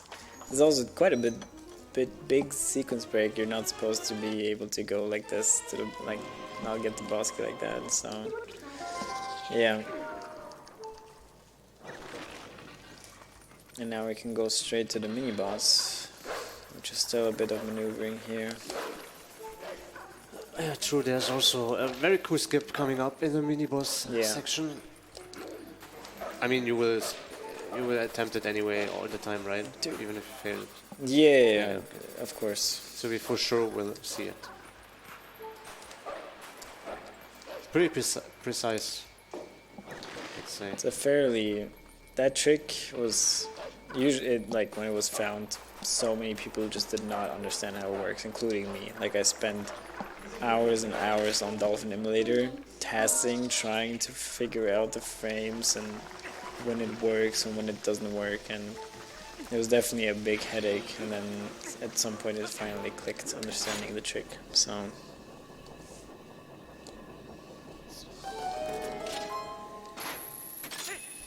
Do we have time for a donation? yeah.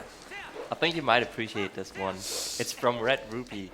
$3, Nice. $3.21. It's dangerous to go alone. Take me. Thanks, I got him. Yeah, appreciate it. Save the speed run. So yeah, what is the name of this boss again?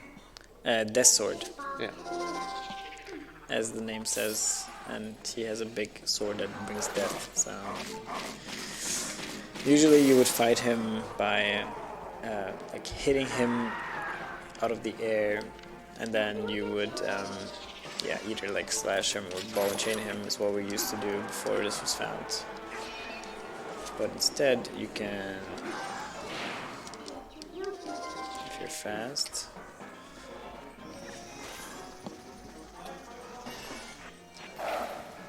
Just skip him like that. Nice. Easy first try. Now also stellar skip. Yeah, First so try. that's one mini boss skipped in this dungeon actually. This saves like a minute or something. 45 seconds, I think, if you're really good. So I'm glad I got that at least.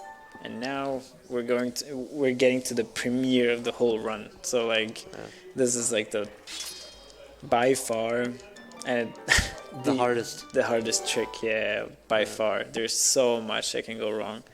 You can rage try it, but yeah, it's really, really crazy. So we still need some pause champs. Yeah. That one was implemented that one was found in a task actually. So someone tasked the game and then just got the Star-Lord and figured that out, and it was just considered task only for so long until crazy people. And the thing with TP is people got desperate because we don't get time saves at all in this game. Like we're so dry. And people just go and do stupid shit like that, and then eventually find setups and consistent angles and everything. So I mean, kinda fair. The run is still super long. yeah, it's still super long, exactly. So I actually had the world record in 2020 for this game, and it was a 2:54, and 2020 was 4 years ago, and in 4 years it dropped down to 2:48 with new tricks. So yeah, people get better, but we're still just so reliant on just new stuff to be found for us to improve the record, really. So it's very optimized. The record is actually really, really good.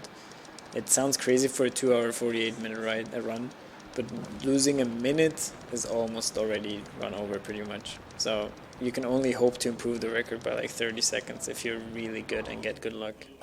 Yeah, the current world record is pretty decent. Yeah. I'd say. All right, let's go. Pretty decent. Okay, pause chat.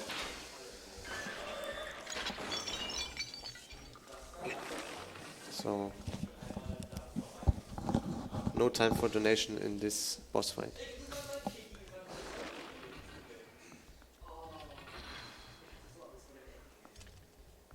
I'm going to try to explain this after I'm done. Yeah, would be good.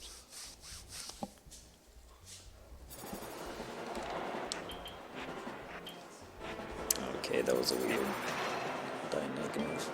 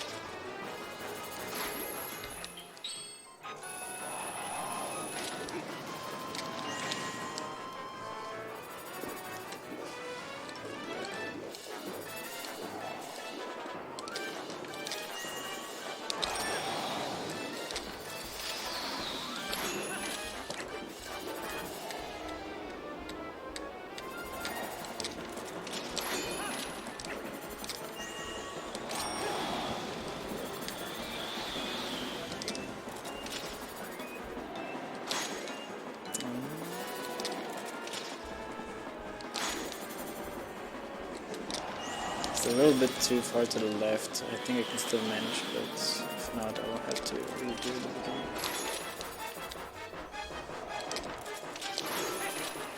Okay.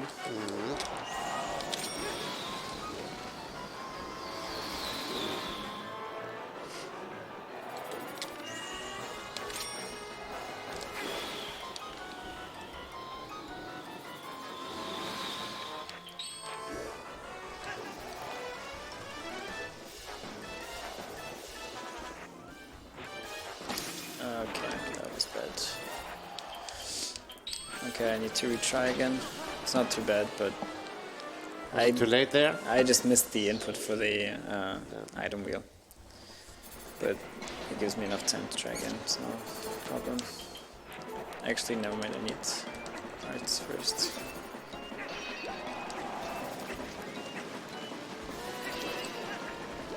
One more, just to be safe. Okay. So actually the first part what I'm doing is I'm getting a specific angle, because this starts off with a very precise angle you need. Like that. And then you can keep this angle on the spinner. The link actually doesn't move or change anything, and then you hold target like that. And then you have to do some more inputs. Get in a pretty precise position.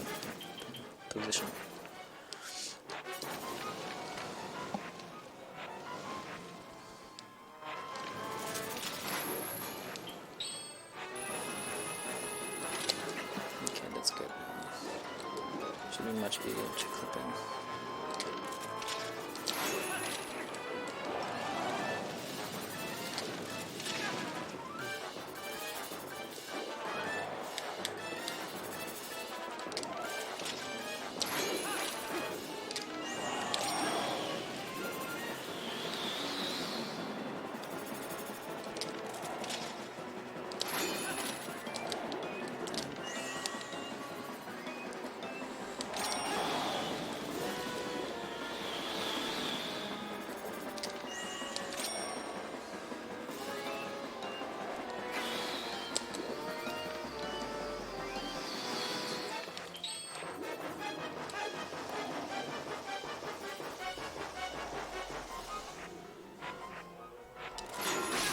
Nice. Nice, Okay. let's go.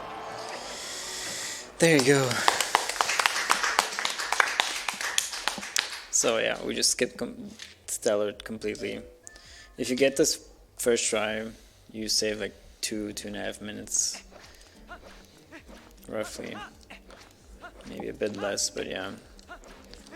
Nice. So that was the hardest thing by far. So I'm gonna try to explain now what happened. So at the beginning, as I said, you do like C up, and then you can hit item wheel and check for your angle, and there's like some angle where you can hit item wheel, and if it's the correct one, you can just keep it on the spinner, go on the other side. Yeah, and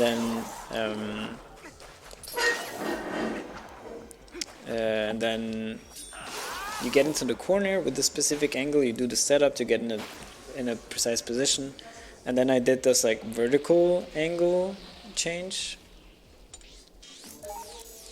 Let's go here, and to get on a certain horizontal angle. So it's as I said, these are like all setups that were found. This used to be all setupless, and then you do a so-called claw shot actor displacement is what I did with this like stealth troop, where I pulled him into the corner, and it works by doing an L slide. So Link can like shoot his claw shot. I can show it later. You can shoot a claw shot and then have Link like slide to the side a bit if you like jam your angle into a certain direction and target. And if you do that, and while you pull someone, or like while you pull an actor with that, or want to get pulled to the actor, and you fall off a ledge, instead of getting to the actor comes to you. So like you can pull the actors towards you, and this is what happened with the stealth troop. So we got him into that corner, stuck in that corner, and then you can do this like claw shot L slide, which I also did to get into this like pillar out of bounds. And then you saw that I had to boomerang Stellar a couple times because his breath damages you and it like messes with everything, so you just try to stall him.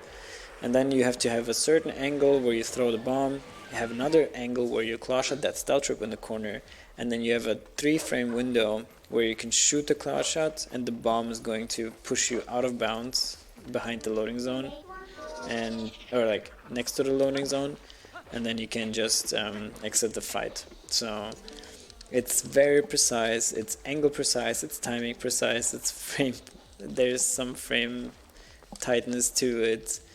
It's just crazy. It's like almost engineering to the point where like even finding this trick and then engineering, finding these setups and then learning this trick. So yeah, shoutouts to the community for this crazy effort, of course. Shoutouts to the community. Yeah. Getting desperate that there's no time save anymore, so they have to find something really crazy. Being so desperate for food, you climb to Mount Everest for straws, really, pretty much. So yeah, we didn't talk about the cannon now. Bypassed it. You saw that I like jammed myself in between the like weird statue, and I just clipped through it, and just that clip actually saves 40 minutes or like even an hour, I think, in the speedrun, because you can, by that you can skip having to do a whole dungeon, which is Temple of Time. You skip getting the minion rod, and you skip having to do like a crazy side quest where you have to well, it's not a side quest, but yeah, it definitely has a character where you have to collect some runes to fulfill, like to fill a book, and that book activates the minion rod outside of the temple, or like and only then you can move the statue and move past. So that small little clip actually saves so much time in the speedrun. So time-wise, it's definitely the biggest sequence break. Is this possible on the Wii version? Yeah. Also, yeah. Also in HD, yeah. Oh, okay. Yeah, crazy one.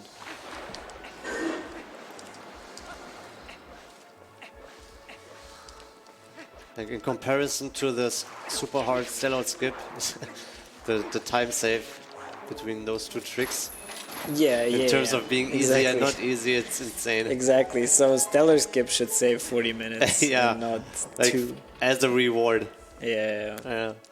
It's like that trick is difficult, and the effort to learn that trick is so difficult too. Like it takes so much time. I don't think there's anyone who is like, yep, I just learned it within like an hour.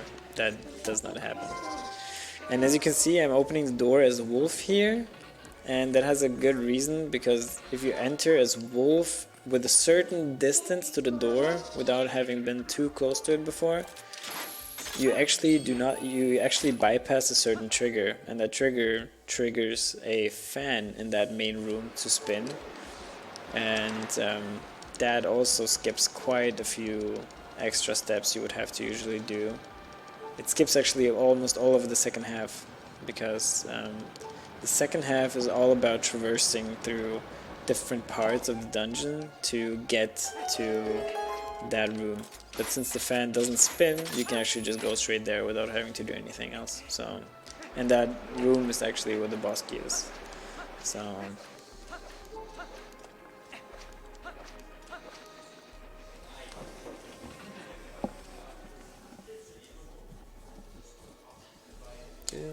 my hip is starting to hurt. I'm not used to sitting for so long.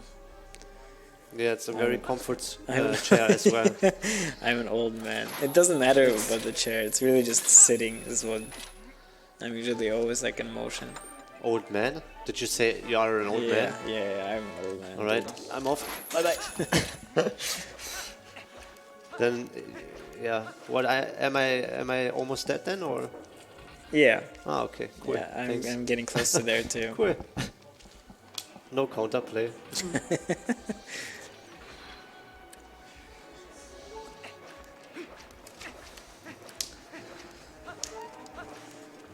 Okay. And over here is actually a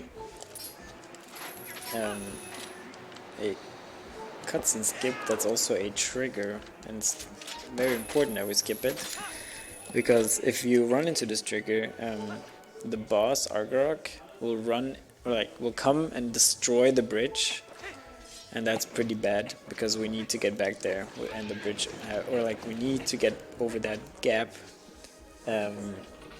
without the bridge being destroyed. So yeah, and also if he destroys that, it also resets your save warp point, because or rather later on you'll see we're going to save warp, and we're gonna get spawned right back to the chests at the small key, and that's because the game really wants to make sure that we get to see that cutscene. So that if you do the same thing as I did. You go to that small key, you get the small key, and you safe warp. It doesn't put you to the beginning of the dungeon on purpose because it wants to make sure that you see that cutscene first.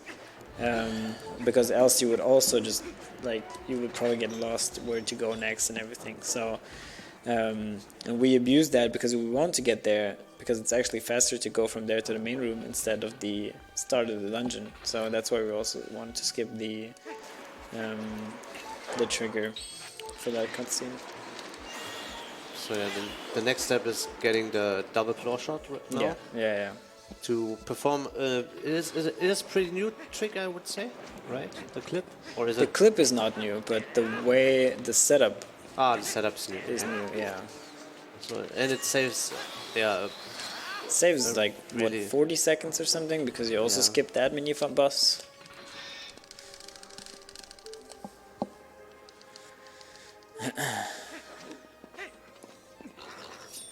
And these guys, you can just knock them into the void and then they die.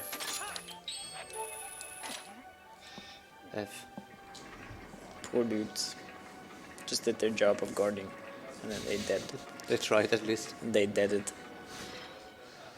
And this is also, it looks intended now, what you're doing, but it's not intended, I would say, right? With the chicken? It is intended, yeah. It is intended? Yeah. Oh, okay.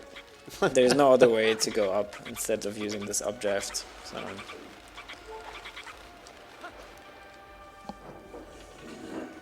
But this is not the intended. Next one, yeah. So this one is also intended, kind of. But the next one is not intended, no.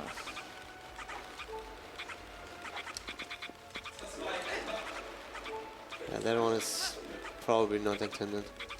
Yeah, so you can bypass a small little puzzle by just using that guy to grab the ledge. And then there's another one over here, which you can also use, just go straight down. Like that.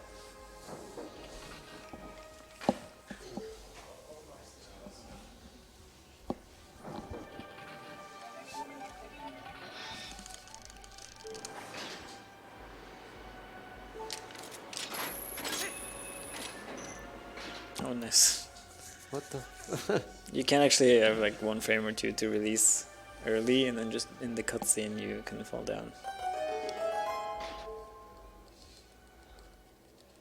So yeah, there's this new cool setup. I mean, probably not that new, but for me it's kind of new.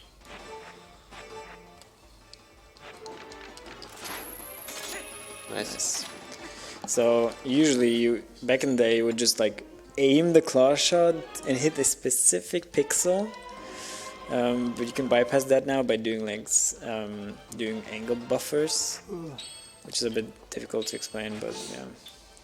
And the door doesn't reopen, so he has to save and there's quit no way out to of get it. out of there anymore, so now I can just save for it back, and now I'm gonna get right back to that mini key chest that I said, small key chest, and have a quick route to the main room now.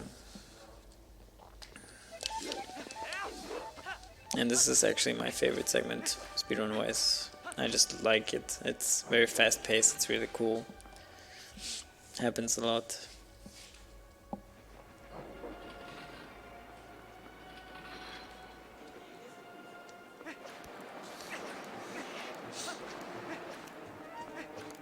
And now we don't need to worry about the trigger no more, because the double claw shots gets rid of that trigger.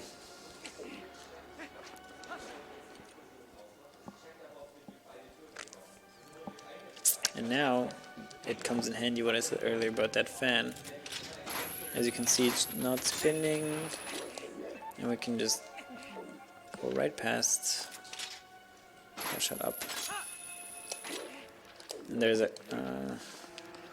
And there's an extra new glitch. We used to go through that door right there and then go outside, climb up. But instead now we can do something else.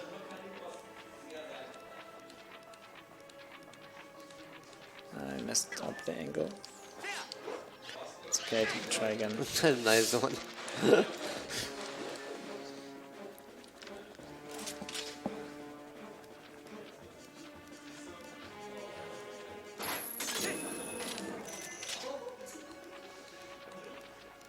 Yeah, this works. Nice. This pretty much skips all of the outside. Yeah, exactly. I didn't gain any time now because I failed for the first time, but it's still cooler than yeah. doing the LJs outside. So yeah, you can skip a bit of movement outside by doing this. That was pretty much it with the... New tricks. Yeah. Yeah, that's about it. It's also the ending of this dungeon. Almost.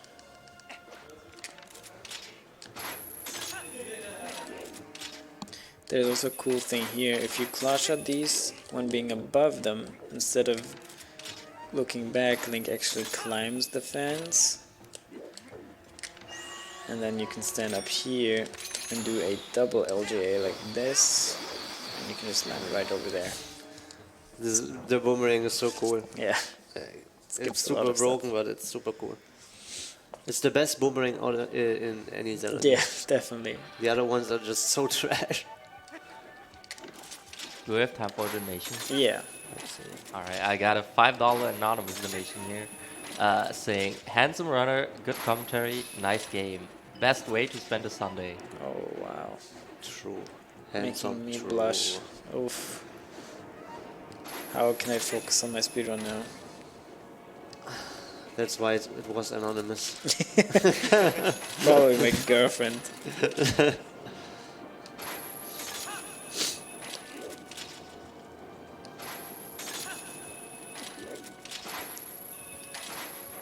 I messed up, but that's fine.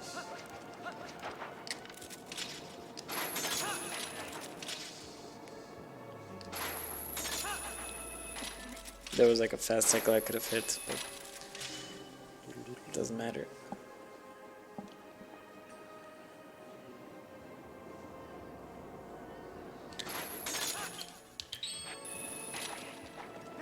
Alright, so pretty funny thing about the boss. If you have a really broken disc, Yeah. like, I don't know how broken it should be, but... It's not the disc, it's the disc reader. Yeah. And it's probably kind of random how broken it has to be to work, but you can basically skip a cutscene like this, but Yeah, so I think nobody really goes for it. there was one guy who introduced himself into the community by saying, hey, does any one of you guys have that happen before? And on the final blow of Argarok, so he kills him, and then Argarok just despawns, and Link just falls to the ground. I lost him for a second there.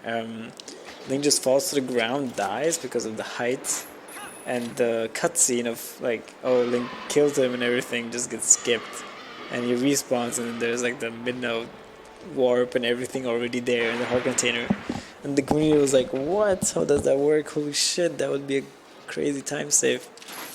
And then yeah, turns out that his disc reader, or like the laser or whatever, was broken or corrupted or anything. So every time he would get to that moment, it would just happen to him. And then we were like, yeah, okay, too bad. So yeah, he could have sold his Wii, probably, for a big amount of money. Whoever buys it is the new record holder. True. How much does it save? Like a minute or something. It's huge. Yeah. And I think in another speed game, there's also like the same issue with a disc, Yeah. where you could just put Nutella on your disc and it. SpongeBob, I think. Yeah, SpongeBob battle, Yeah. Bikini Bottom battle. Dude, it's insane. So There's you're gonna some buy a things- disc and then you try it and then yeah you scratched it too much, it's over. You need to buy a new one. And it's required for a speed run.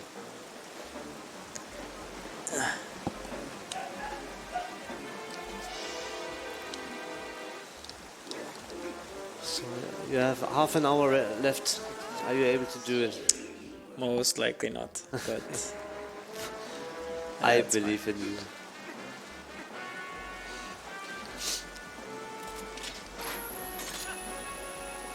So I voided out actually. That was on purpose because Argorok would else take forever to get up here. So, and there's also like a little manipulation we can do to have him stop breathing a bit earlier, and then we can just go straight to his back like that. It's quite tight actually. I think if we would have like sank a bit further, he would have attacked me again. So.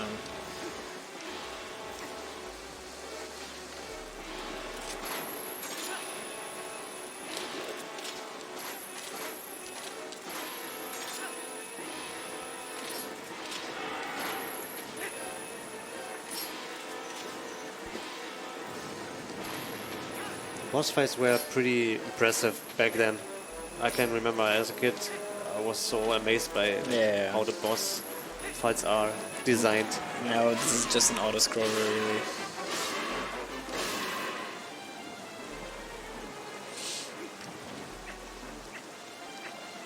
Pretty good ending to the GameCube era.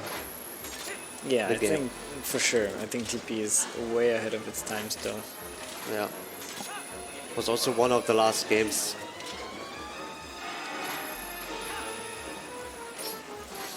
Was there any more later games than TP? Because TP was already a game that came out with the Wii together. So Yeah, they just released it for GameCube, and then at the same time the Wii was already starting up. And yeah, so I'm curious if there's actually any GC games that came after TP still, even though the Wii was already released. So yeah, okay. If there's any, there's more time for like any shoutouts or anything. So now it's just a cutscene.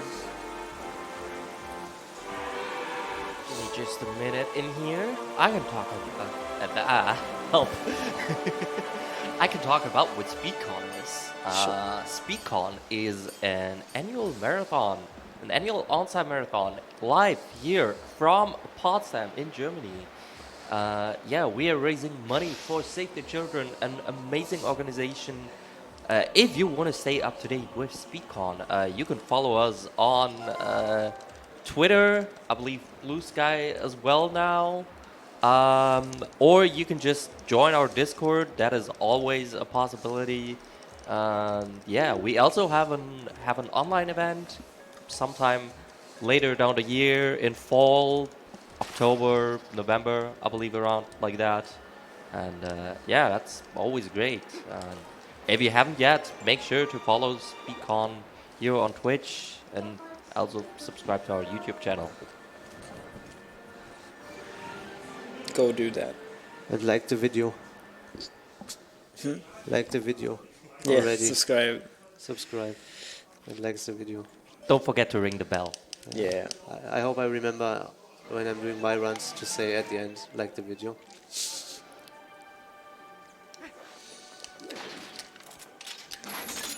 Okay, so that was it for City in the Sky.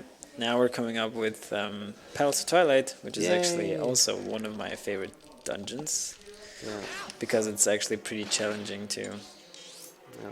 Someone told me only good players like it and bad players don't like it. Exactly. So if you're someone who says I don't like it, then I don't like it. You're not a good runner. Yes, That's true. kind of the...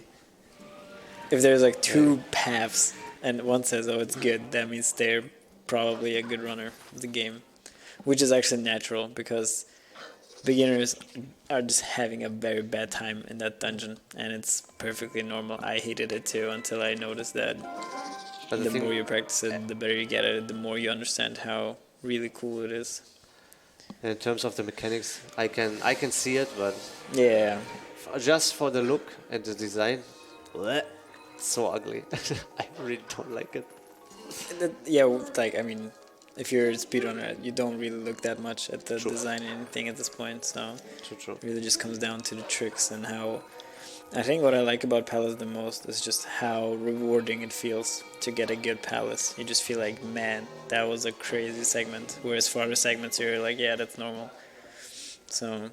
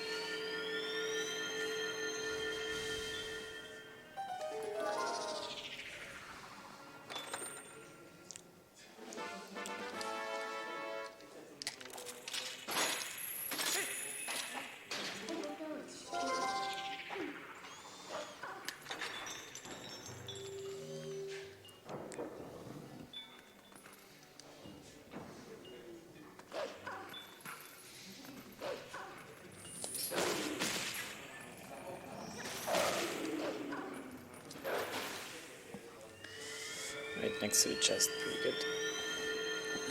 So now I can hopefully just mash A and he will automatically open the chest.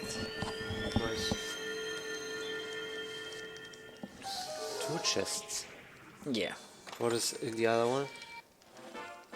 you will see. Ah, you will open. No, you won't. Never mind. I was about to say. In the right wing, there's a chest up there with a key. So And it's this one's probably just a rupee.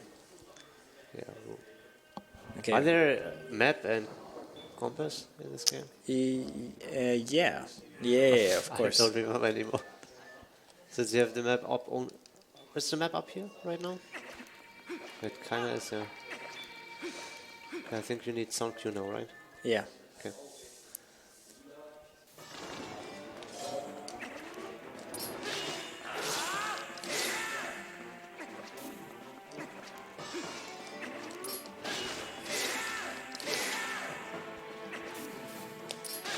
Thanks.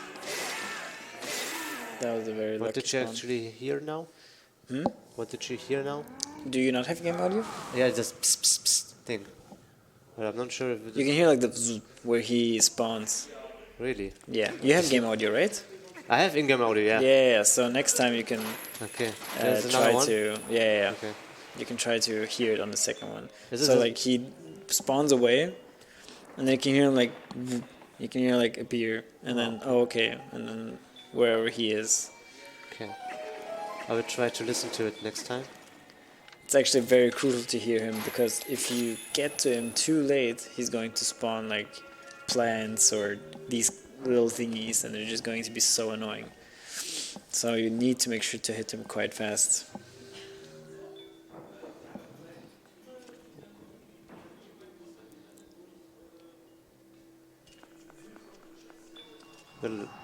There's the light board prevents you now from getting into Wolflink again, right? As well. Not necessarily that, but like it gets rid of this like black fog, which would turn me into Wolflink. Yeah.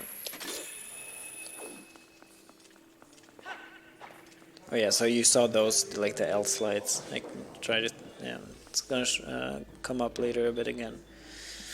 But that's what I did with like Stellar and the Stealth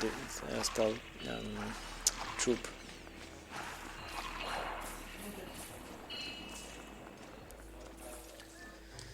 Yeah, that was a pretty good left wing actually. Not much to complain about. The right wing is the harder one. That one actually has some pretty tricky platforming and stuff. And unfortunately here, I don't know why suddenly they cared that much, but you need to collect both, even though you need this first one to get to the other one normally.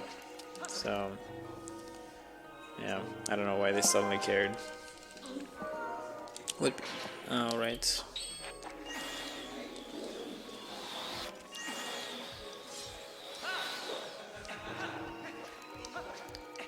So yeah, usually you would have to take the elevator, get over there, blah, but we can just do a long jump and take over.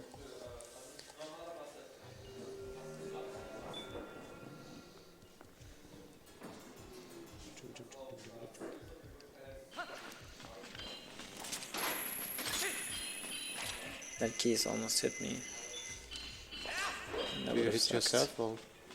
Do you hit yourself? The keys? Haha. Ah, okay, I get it. What a bad joke. No. Please spawn here. Thanks. That was actually crazy.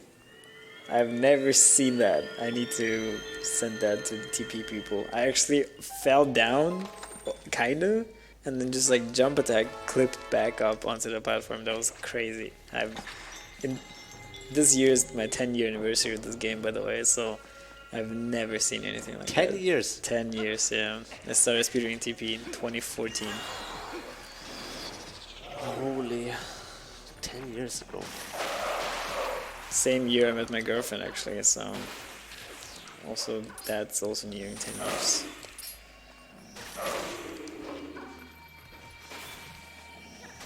So So if whoever said Ensign Brother, I'm very sorry, but...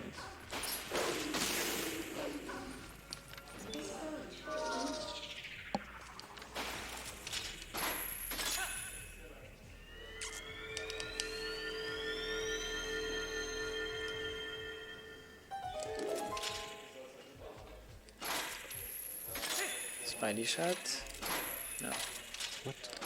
Yeah, you can without like first person aim hit that target. We call that Spidey shot. Oh. It's like a snipe almost.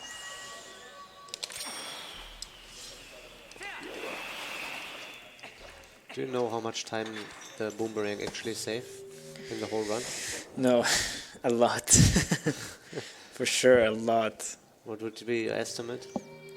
Over an hour or something. Damn. Yeah, because it enables you way more than an hour actually. Turbo It enables you broken. to skip Forest Temple, the Twilight, Gorge Void, blah blah blah. There's so much. Okay, try to listen to it now. I need.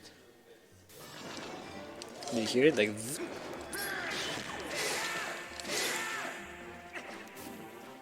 Oh, that was so quiet.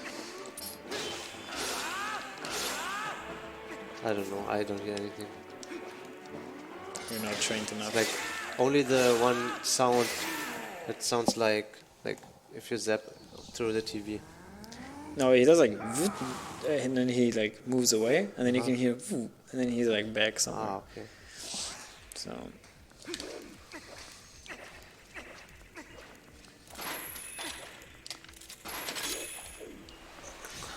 Yeah, the hand wants his ball back, by the way. Yeah. So he's gonna chase you He's the chasing whole you, time. Yeah. And if he catches you, yeah, you have to take the ball again. Yeah, if he actually gets the ball through a wall, it's not like he can go through. Like, let's say there's no slide. Let's say you get the ball to the very last room, and then he steals it away from you. If he goes through the wall, if you go through the door again, he's not gonna be there. He's gonna be all the way back. So even if you say, "Oh, okay, he just got it back to through one wall," no, he gets it back all the way, and you have to do everything again, or at least run there again.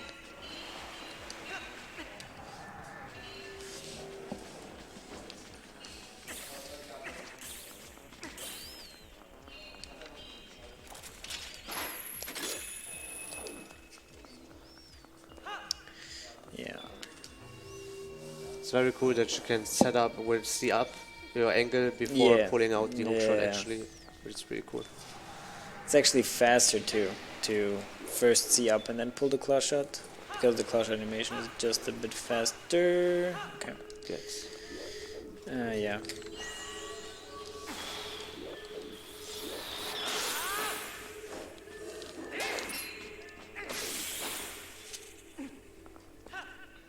Okay.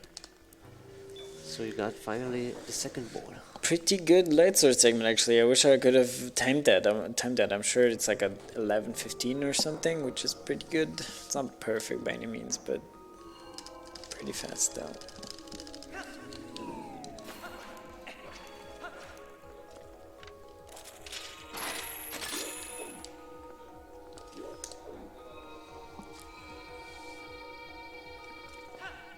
If you throw the ball down here, what happens? It respawns Ah, on like a okay. platform. Ah, Yeah. yeah, okay. Not back to the hand. Imagine. Yeah, this is the light sword now.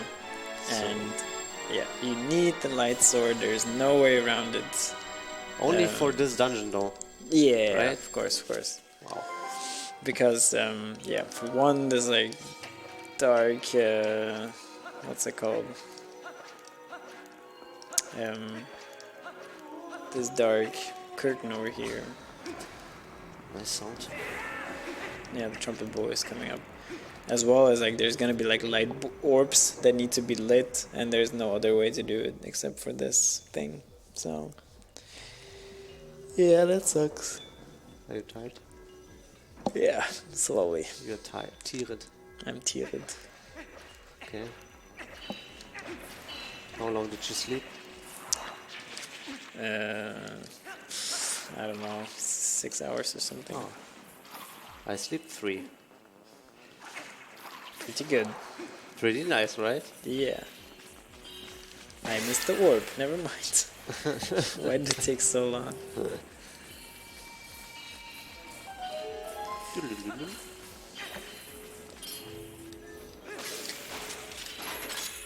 Oh, nice hard grab.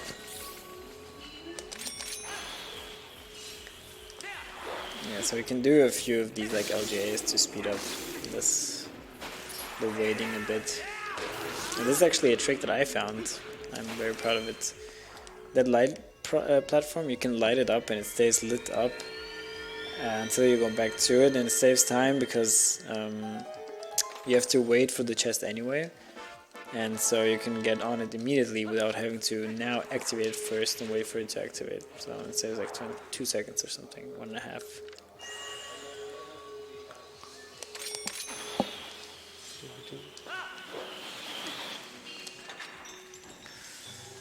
Like that. So this outside room is also pretty challenging actually, because so the easy way now, the boss key is like on top of, like there's a black curtain, I can show it in a bit. The beginner way is to actually get it now and then do this what I do now. So yeah, that spin tag hitbox by the way. So yeah, over there, up there is like a boss key.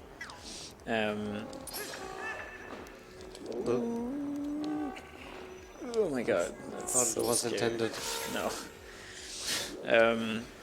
And yeah, you need to kill this guy for the other ones to spawn first. So yeah, and then you just void, and now others spawn, and now they're gonna be actually a bit annoying to get the boss key, and so that's why you get it usually get it first. But yeah, if you're experienced with this room, you can do it even with them alive.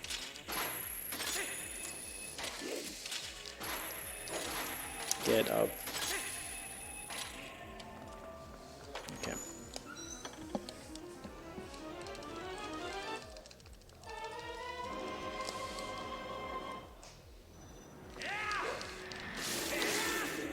You can kill them off in like 1 cycle like that, so that's a bit faster. The lag in this area. Yeah. There's so many enemies. Enemies, yes. Frame rate, no. Oh, I'm not used to sit on a couch that long. Yeah, that's anymore. What I mean. My hips, bro. My hips don't lie.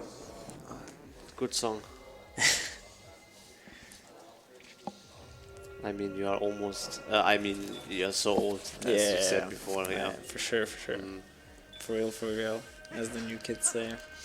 You're so old.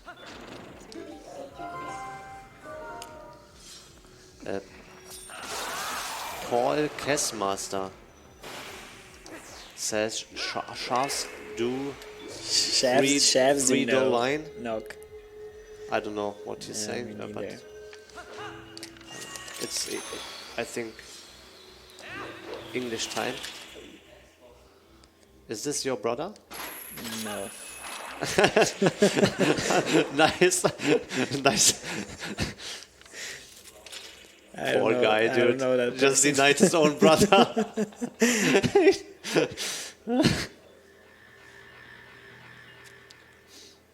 Holy.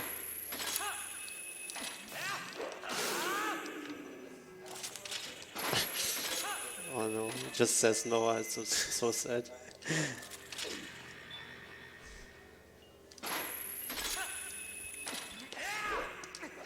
Do you think Nintendo was inspired by Spider-Man in the segment? Because of Green Goblin? Yeah. Yeah. Tricky family situation. Yeah, it's critical. Low half. Okay, I think we're almost done with the dungeon right now, right? Almost. Yeah. Not that much anymore. I actually forgot this LJ, so I'm not gonna do it. So, boss fight is coming up. So the boss fight is actually really cool. I really like the Zen boss fight. It's also pretty flashy.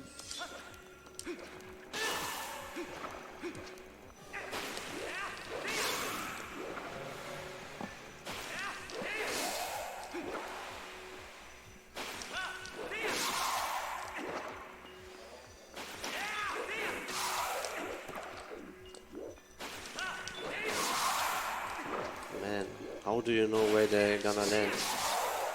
I'm counting frames. I can't. Oh, never mind. Okay, so now.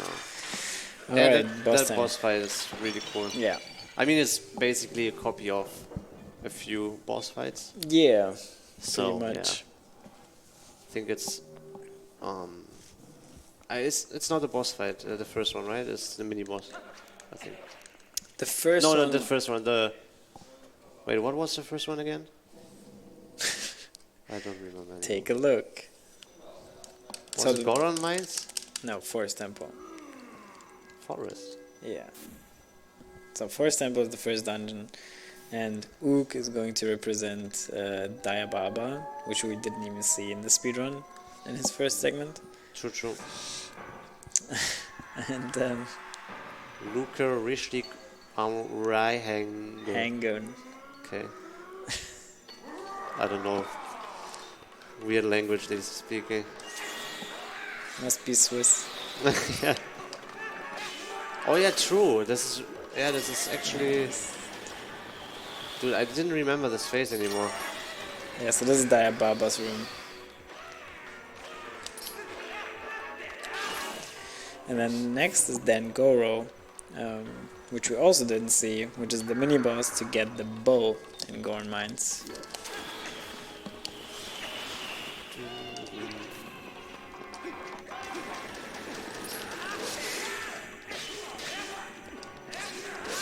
Nice. I got the one cycle. Yeah, there's like a certain timing of inputs and like hits you can deal to him. And if you do it properly, then you do. So this is Morpheo. We've had plenty of fun with Morpheo today. We got some flashbacks here. And the same problem here, we have no armor. So what are we gonna do? Well, we keep water bombs in our pocket exactly for this fight. We're just gonna refill once. Yeah.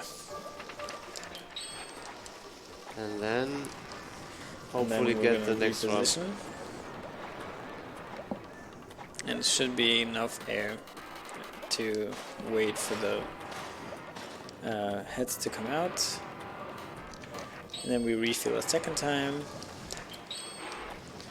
And the Zand always comes out inside the head that is the furthest away from you. And so you can time already starting to swim towards it in that case. Nice one. Yeah, so that's that. And now It's gonna be coming up is Oogzend. soundtrack's so nice. And we had Ook.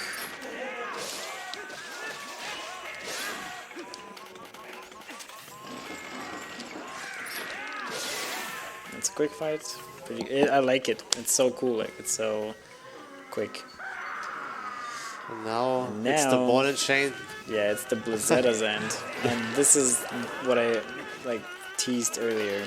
This is the only reason we actually need the ball and chain. Nothing else. So this fight is programmed, or Zand is programmed that he is only hittable with the ball and chain and nothing else. And so everything else that you saw where we used the ball and chain, we can just do something else. Like it's not too big of a drama to not have ball and chain. But here it's impossible.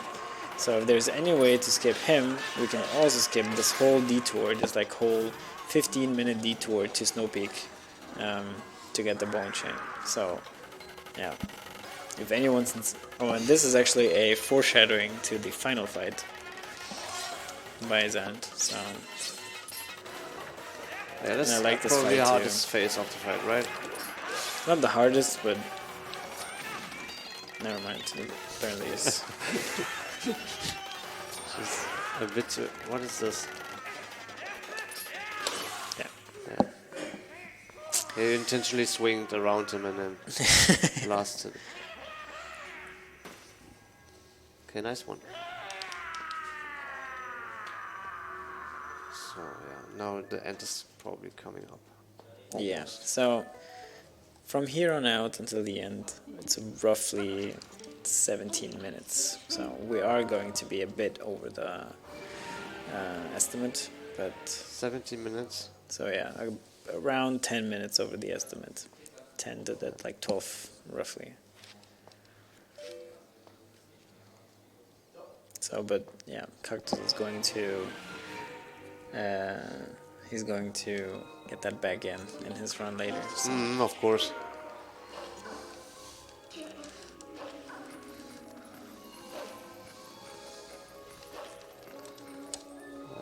Probably not gonna happen.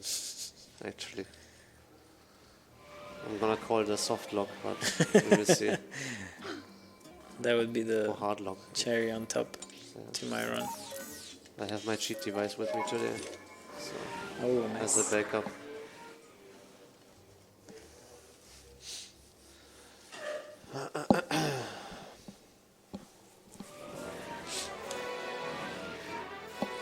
Okay, and now one more LGA over here.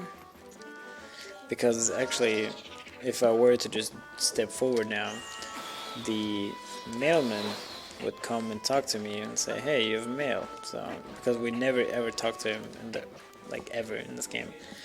So and we want to keep it that way, and that's why we're just LJ over his trigger again. And now, Don't talk to me. I don't know you. who are you? Please go away. I don't know you. Well, this is also pretty laggy. Yeah. But the city looks. Oh. Intended. Okay, no, man. This is the Got baited. cutscene I was talking about at the very beginning. So this is the longest cutscene, and long is still only like How long is it? a minute 30 or something. Okay, So, nice. Yeah.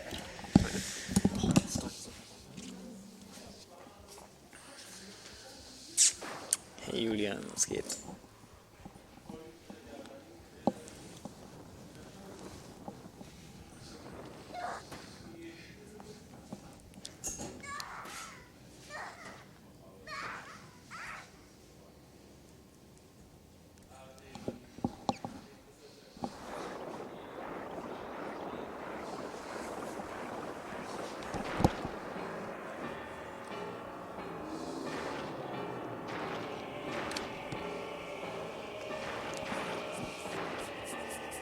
Thanks. Yeah, the guy behind me has wrist.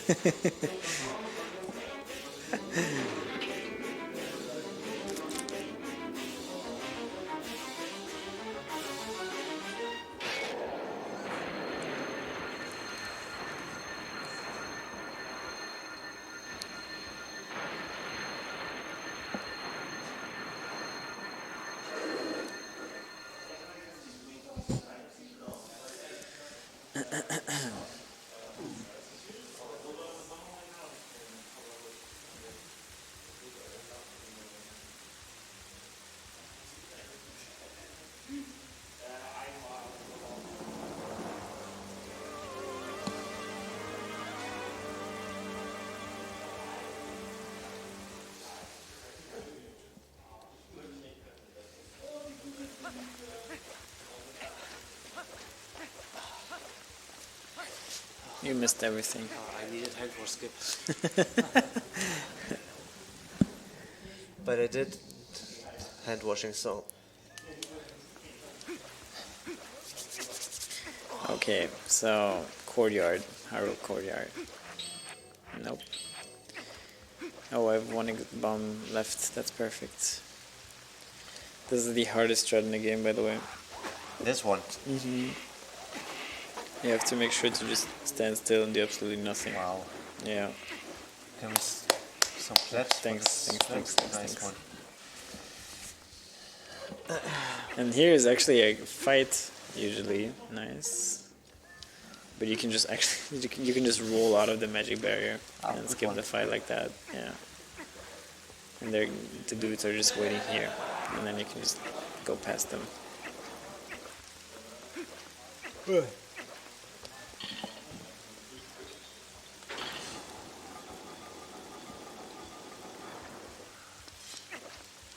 And now is the last Bubbling fight. So the usually 4, but in this speedrun we had only these 2 actually. Sorry.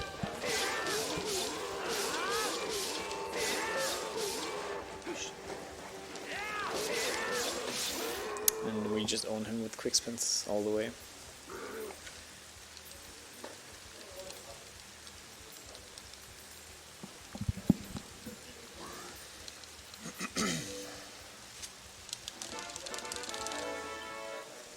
He just gave you the key. Yeah. Nice. And he reveals that he can actually talk. He retired.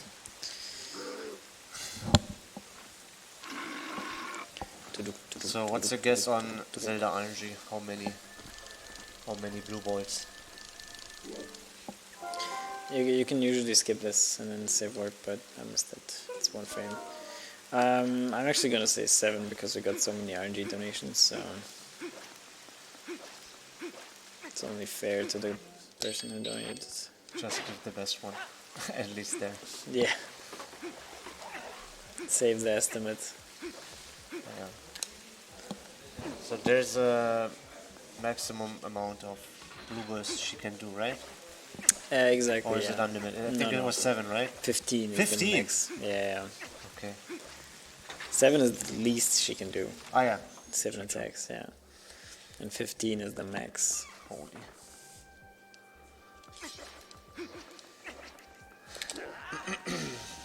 This is also a cutscene, or a fight skip actually, and saves quite a bit of time, because there's a couple of rounds that you'd have to do, but if you just jump attack into this corner like that, then you can just skip the fight.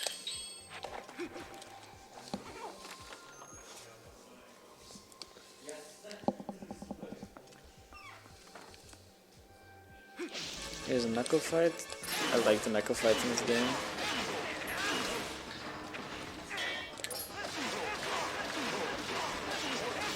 Because you can own them pretty well with the bone chain.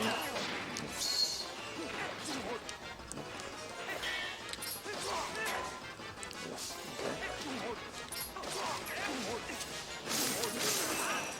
Okay. Why am I checking my clock so much? It's because I don't want to be late, but I'm already overestimate, so... No, I'm getting messages, that's why.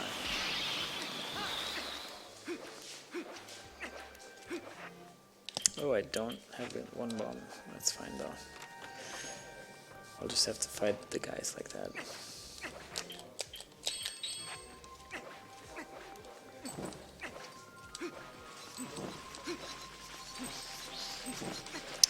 That was too slow.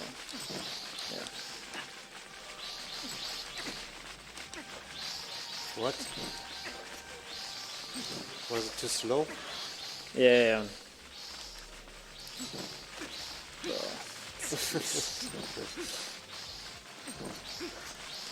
It's actually not that hard if you do it the way I just did it, but you can actually do it out of order if you're really fast, and I failed that, so I had to do the normal order.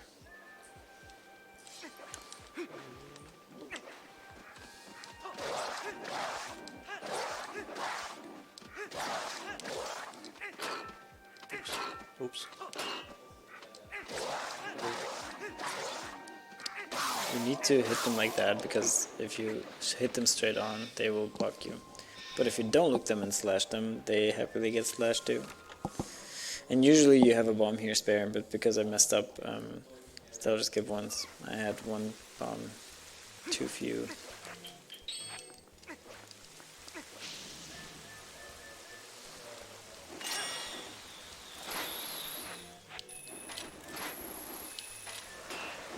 Yeah.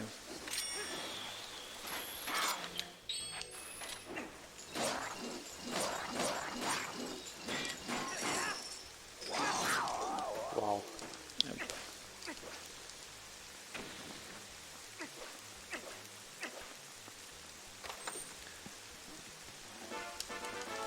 I have one more request for you. Can Okay. you end the game with iron boots?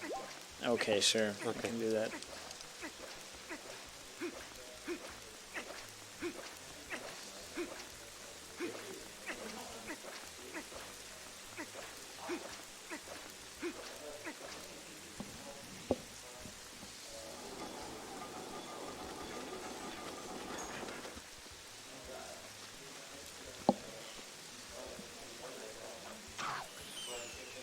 That is also pretty decent cutscene in terms of length. We can also just stretch out a little bit. Oh, too hard. What a massive guy. Holy.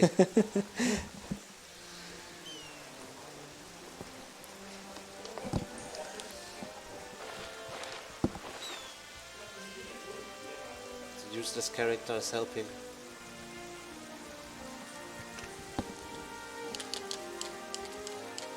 Actually, we don't know these guys. Yeah, We just skipped them. We haven't seen. We only seen one Yeah. actually, who gave us the note to go Like to the random desert. guys helping us out. Never seen you guys before. Hello. But I guess thank you for that. The master key. Alright. Aren't they from the bar? No. What? Are they? Oh, I actually don't know these guys. we've never seen them before. No. And I really can't remember. It was so long ago when I was playing it casually the first time. It was the release year, actually.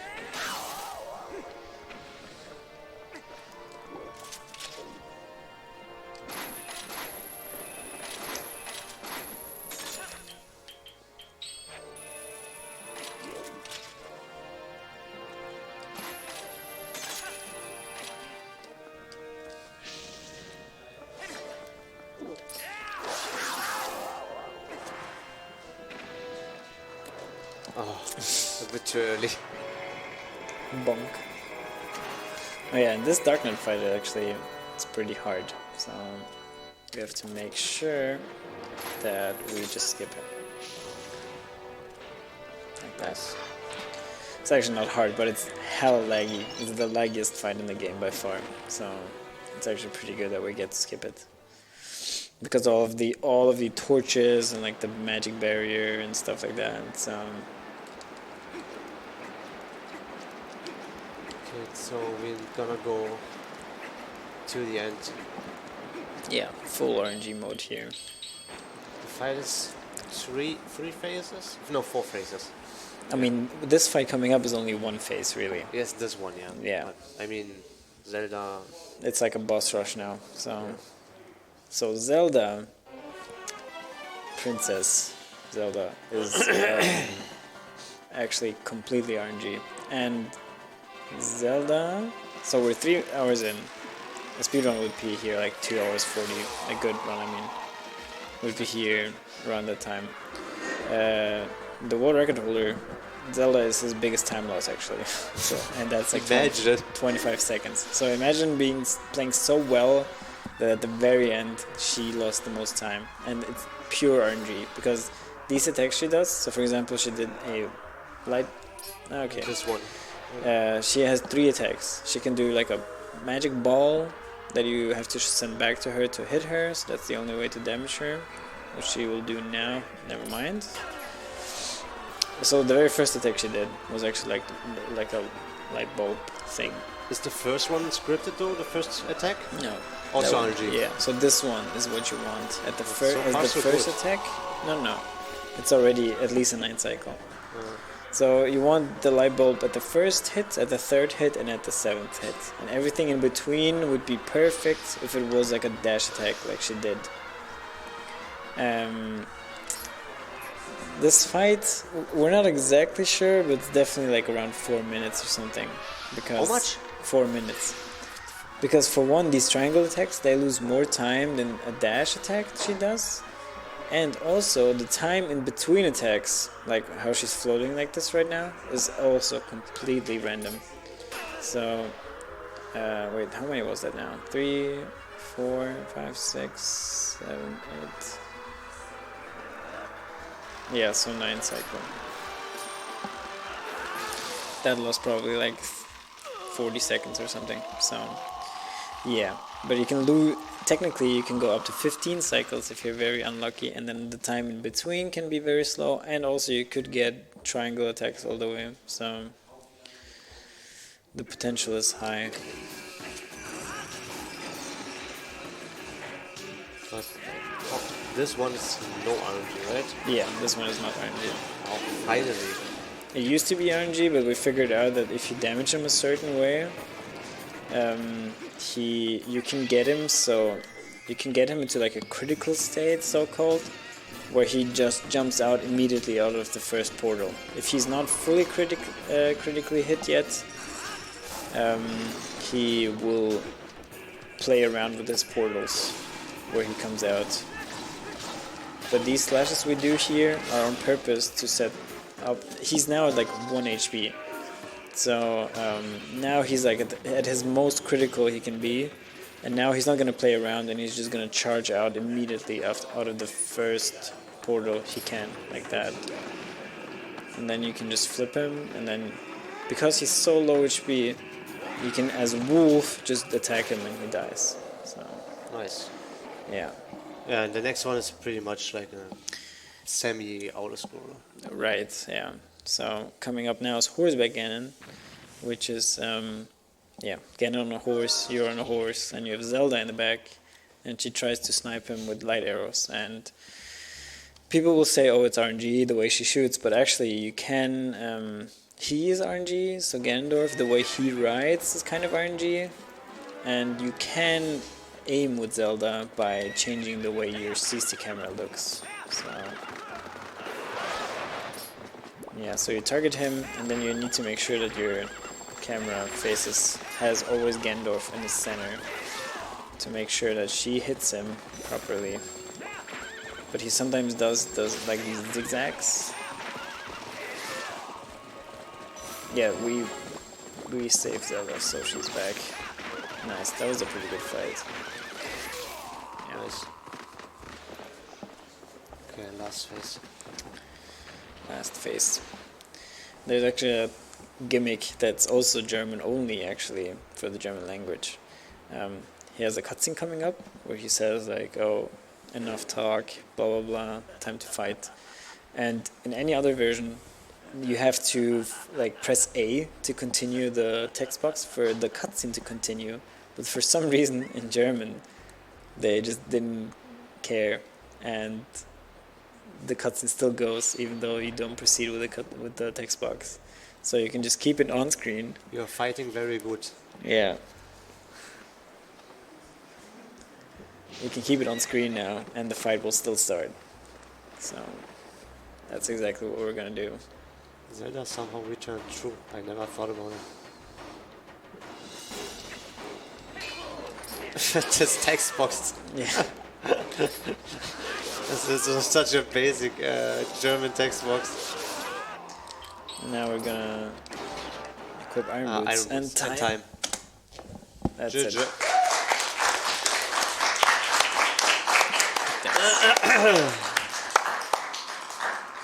All right. That was a train wreck, but I got to show off many cool difficult tricks, so at least that worked. And yeah, I just want to quickly let this cutscene play, and then I'll be done, because it's pretty funny with the Iron Boots equip at the end. It actually is like, it's still the same Link, so he still keeps everything because they wanted to keep that he has like Zora armor on or whatever, and so he will also keep the Iron Boots on. And yeah. Well, meanwhile, while this cutscene goes, I just want to give shoutouts to the TP community, to SpeedCon. Thanks for organizing this. It's really nice, and to everyone who watched, I appreciate that too. And there's going to be many cool runs. There's going to be Wii Sports next, and then also Goemon, which is a really cool run by Cactus over here, so make sure to check that out as well. And yeah, if you're interested in this game, to speedrun it, the Discord to it is normal TP Discord. I think it's discord.gg/TP or something. So, and there's just many people that are very, very grateful and happy to help. So yeah, if you need anything, just make sure to go there. Okay, and now the cutscene should be starting soon where Link, I'll be quiet and then you'll hear the Iron Boots. Troll. No, I don't.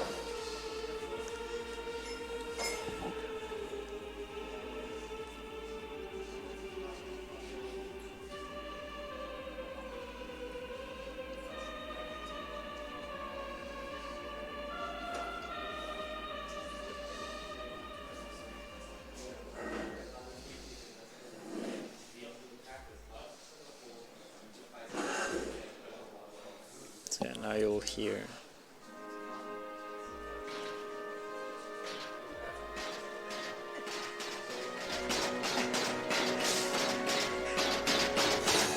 So yeah, he's Rock Lee with Iron Boots, running up the hill. Extra heavy. Forrest Gump. All right, yeah. So that's the Likes run. Likes the video. Thanks for watching.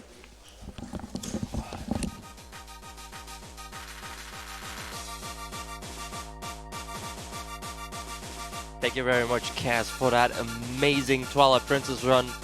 Don't go anywhere. Coming up right next, after a very short break, we have Wii Sports race between Crystal Mode and Wizoo. We'll be right back.